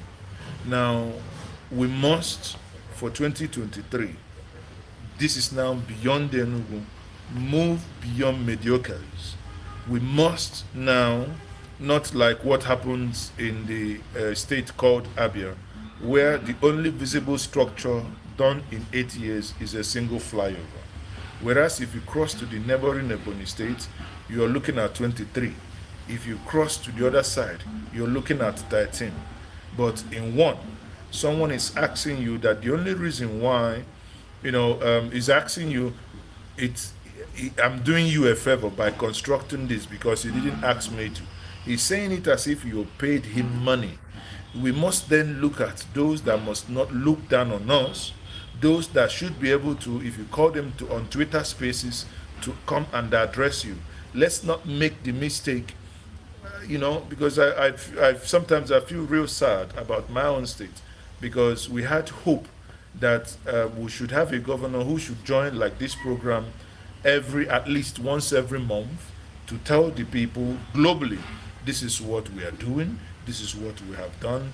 But suddenly, things are happening the other way around. But it's all these are learning processes that we must, as a people, begin to think: how do we get leaders in the mold of M.I. Obara? For me, that is the benchmark of leadership in the Great Igbo nation. How do we get leaders that are visionary? How do we begin to elect leaders that would interject and work, interface with one another? Look at when we had the security challenges. There is no, we couldn't have leaders in the southeast to come together and take a single decision. Why? Because one in the other state is saying, why would the other state A tell me what to do in state E? And the other state E is telling, why would the other one tell me what to do? So you see that when leaders are not meeting together, they are not even coming together to make strategies. Sorry, I keep hammering on this, because this election, we are talking about Enugu, but it's beyond Enugu. For me, this election should be the starting and defining moment and defining point for the Great Igbo nation. And I encourage you to please do not think that your election doesn't count. Of course, your vote doesn't count. Of course, that's a fluke. Your vote counts. Because on the day of the presidential election, two other elections happened in the House of Rep and the Senate. How come that two of them counted? You see, in Enugu, as we speak today, in the Great Igbo nation, we do not have a single PDP senator. When we told them that we are going to punish them, they thought we were joking. Because there is no way, it is an aberration in the Great Igbo nation that you serve somebody for 24 years. It comes to the time of settlement, you begin to move the goalpost. No. Because it cannot continue happening. We must now begin to do the same thing. Next Saturday, come out, endeavor to come out, vote and vote. Use your, in fact, my own PVC, I'm sharpening it. It's now turned to a sword. And the edges are very, very sharp. Use it to vote them out. Hurt them where it, where it should hurt them. I can even campaign against nobody in PDP. I don't care if it should even come close, so that they will know when those abnormalities and those atrocities were happening. Why did they not speak up? Because they didn't. They didn't speak up. They stood side by there. Why?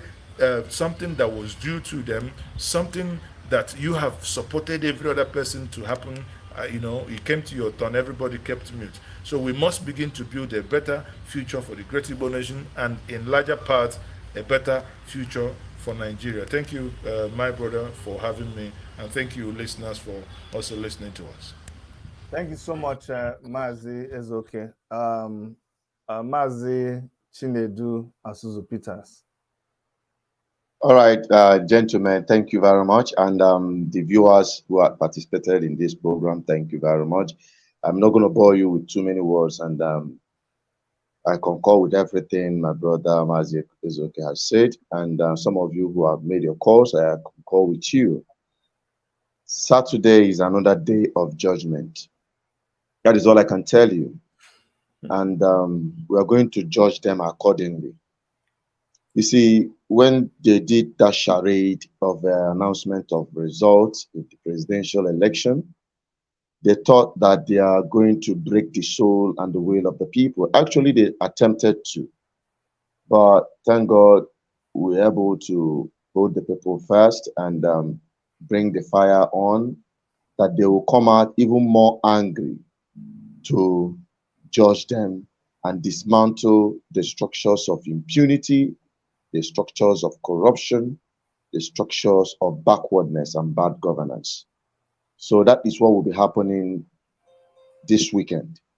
And I beseech every obedient, go all out like you have never done before. That is one of the ways we can reclaim our stolen mandate at the presidential election, to reaffirm the victory of the obedience across Nigeria. Because Peter Obi won by landslide, and there is no two ways about it. They never saw it coming. I told them this election is not a business as usual, it's a revolution. And the revolution is like a hurricane. It sweeps across. It doesn't look at your face. Okay? And now they are understanding that power truly belongs to the people. And the people must take advantage of it. It doesn't end here. This is just the starting point. This is just actually the starting point. And I must say this, I am not a member of any political party. I've never become any member of any political party. I'm just an advocate for good governance.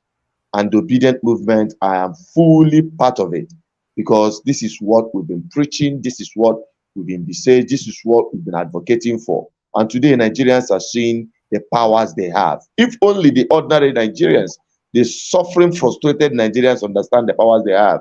To be honest with you, here will be the paradise we seek. All this hostile environment we're seeing, the wretchedness among youth, the insecurity, we all nosedive. All of these are product of bad governance. And we cannot continue like this. And that is why what is happening is a revolution. In Enugu State, some of you might remember one archbishop that said that Enugu is PDP. You know, when they say it, they stamp it like it is their birthright. Just like my governor is saying, Anambra is Apuga. Don't forget, I am one of the frontline advocates for Chukwuma Soludo government to come in place. But irrespective of his political inclination, I try to separate between the political inclination and his delivery of good governance. But politicking, having a very bad politics, will definitely blow down on Apuga. But in Enugu State, we are seeing Frank Nweke Jr., who is obedient by ideology, his conviction. Okay, and we have Edoga. We want to see Edoga. In fact, Edoga should be the first person that should be running to this platform. No matter what kind of engagement, there is no reason he should be absent. They are not going for campaign today in Southeast. You all know that today is Monday. And they should be in, and this is a visual meeting where they can sit down somewhere and join this conversation, no matter if it is 30 minutes. But they choose to ignore the platforms on the social media. They believe that it doesn't matter, forgetting that those that undermined the obedient movement thought that it's two persons tweeting in the room. But today they see what is happening. So for them to ignore this kind of meeting, the day they will receive the flogging. Honestly speaking, if it comes on Saturday, let them not be surprised. But I can tell you, let the people be optimistic. I still look forward, Chidi, if you can try again before the window of election campaign comes to a close. I can see this man brandishing this weapon. How I wish I have my own to brandish, because this is exactly what we are going to use to shoot down and dismantle the structure of impunity. Okay, PDP never saw it coming in Enugu State, that even in the Southeast, they didn't get a single seat at the Senate. It is not magic. It is the power of the people. Governors never knew that they are going to lose the election while sitting as a governor. They never believed it is possible. And somebody is saying Enugu is PDP and Anambra is Apuga. They are undermining the power of the people. And I think the people should understand that if you have not learned anything about political power, just understand that the power belongs to you. I keep saying it. This term you see you use in voting is more powerful than this one they use to pull the trigger, because it is this term that determines who goes into power. And whoever goes into power determines what those who handles this, whether they are the government security architecture or non-state actors, whichever way, I can tell you it is a product of those in government. Yes, so, my people, please come out in mass, more than you have ever done before, to punish. You are not just voting, you are punishing those who have made your lives miserable over the years. I'm signing out from here. Thank you very much. Thank you so much, Mazi Chinedu Asuzu Peters of BVI Channel 1. And then we're going to move over to my co-convener and co-host, Chukwuma Ephraim Okenwa of Lead Africa Network. Go ahead, Chukwuma. Thank you so much, Dr. Chidi, for this initiative. And let me also appreciate our partners with their far-reaching platforms. And I would encourage all our listeners to check out our channels. If you've not been following some of these platforms, please do well to to follow, to align, so that you can keep in touch with the information that matter. So sincerely, I want to thank all, and an opportunity is before us, and we have to leverage on it, make the best use of it, as long as Saturday is concerned. So thank you all for joining us tonight. All right. Thank you. Thank you. Thank you so much, Chukwuma. You worked so hard for us to organize this meeting, and you're somebody that a lot of people don't know what you do behind the scene. But when the time is right, these efforts will be made manifest. Like my friend here, Mazes, okay, who chooses to have amnesia, selective amnesia on some issues, but we'll come back to that. Okay, but thank you so much, Chukwuma Ephraim. I know you have to run, but we're also bringing this to an end. And I'd like to thank everybody. Somebody said, let's do this again. I don't know what you guys think, Mazes, okay, and Asuzu. Asuzu, you actually said we should try to do this again. What do you guys think? No, you're muted. You're muted, Mazes, okay. I'm unmuted. Oh, now you are muted. Before you were muted. Okay, thank you. If you have their buy-in to come and speak to the people, you can try on Thursday again. On Thursday.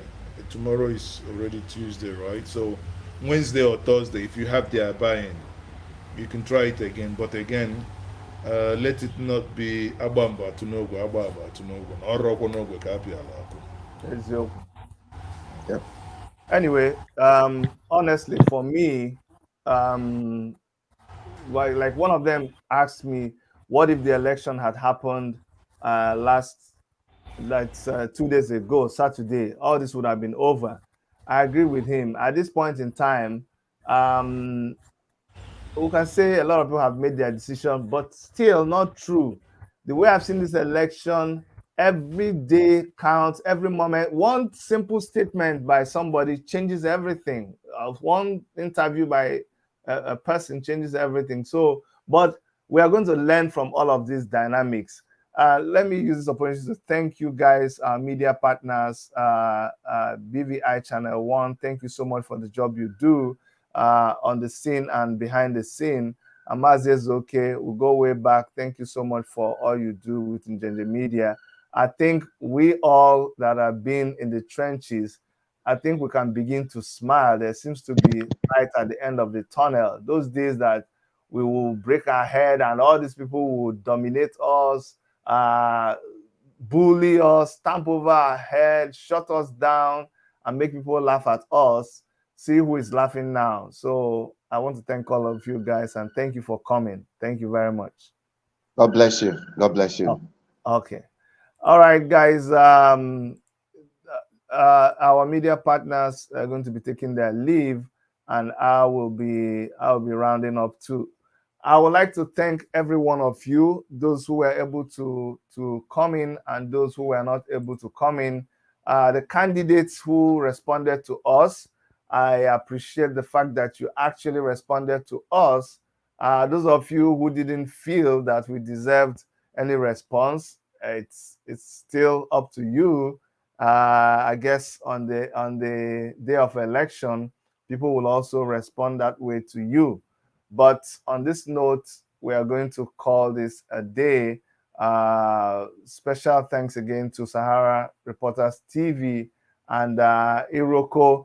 In fact, actually, Iroko Post TV, Dr. Damages was trying to get through, but I don't know what happened. His connection wasn't getting through, but we'll continue with this discussion, maybe not with the governors. We have state House of Assembly members and other people. We'll bring them on. I am particularly interested in what is happening in Enugu State because, as they say, politics is local. Okay, I am still a member of the African Action Congress. It's a party I founded, a beautiful party. We sparked off what you see happening today, whether anybody likes it or not. The fact that one can run a party without a huge structure. It was started by Omoyele Sowore. The fact that people can resist the government through activism, Omoyele Sowore did that through the African Action Congress, and we're still there. The reason why we are not a contender in Enugu State is because the person who picked our ticket, just like they were saying they made a mistake in some states, we also made a mistake with giving our ticket to somebody who cannot be trusted with that kind of position. But it's okay. We learn from our mistakes and we move. So on behalf of all our supporters, on behalf of Dr. Erica Mwanyanwo and the WMTV crew and Lead Africa, I want to thank you for listening to us, and we ask you to keep it a day. The next time we come up with this interesting town hall assembly, I can promise you that this is a town hall with a difference, not blue, not bala blue, but a town hall with a difference. God bless you and bye-bye.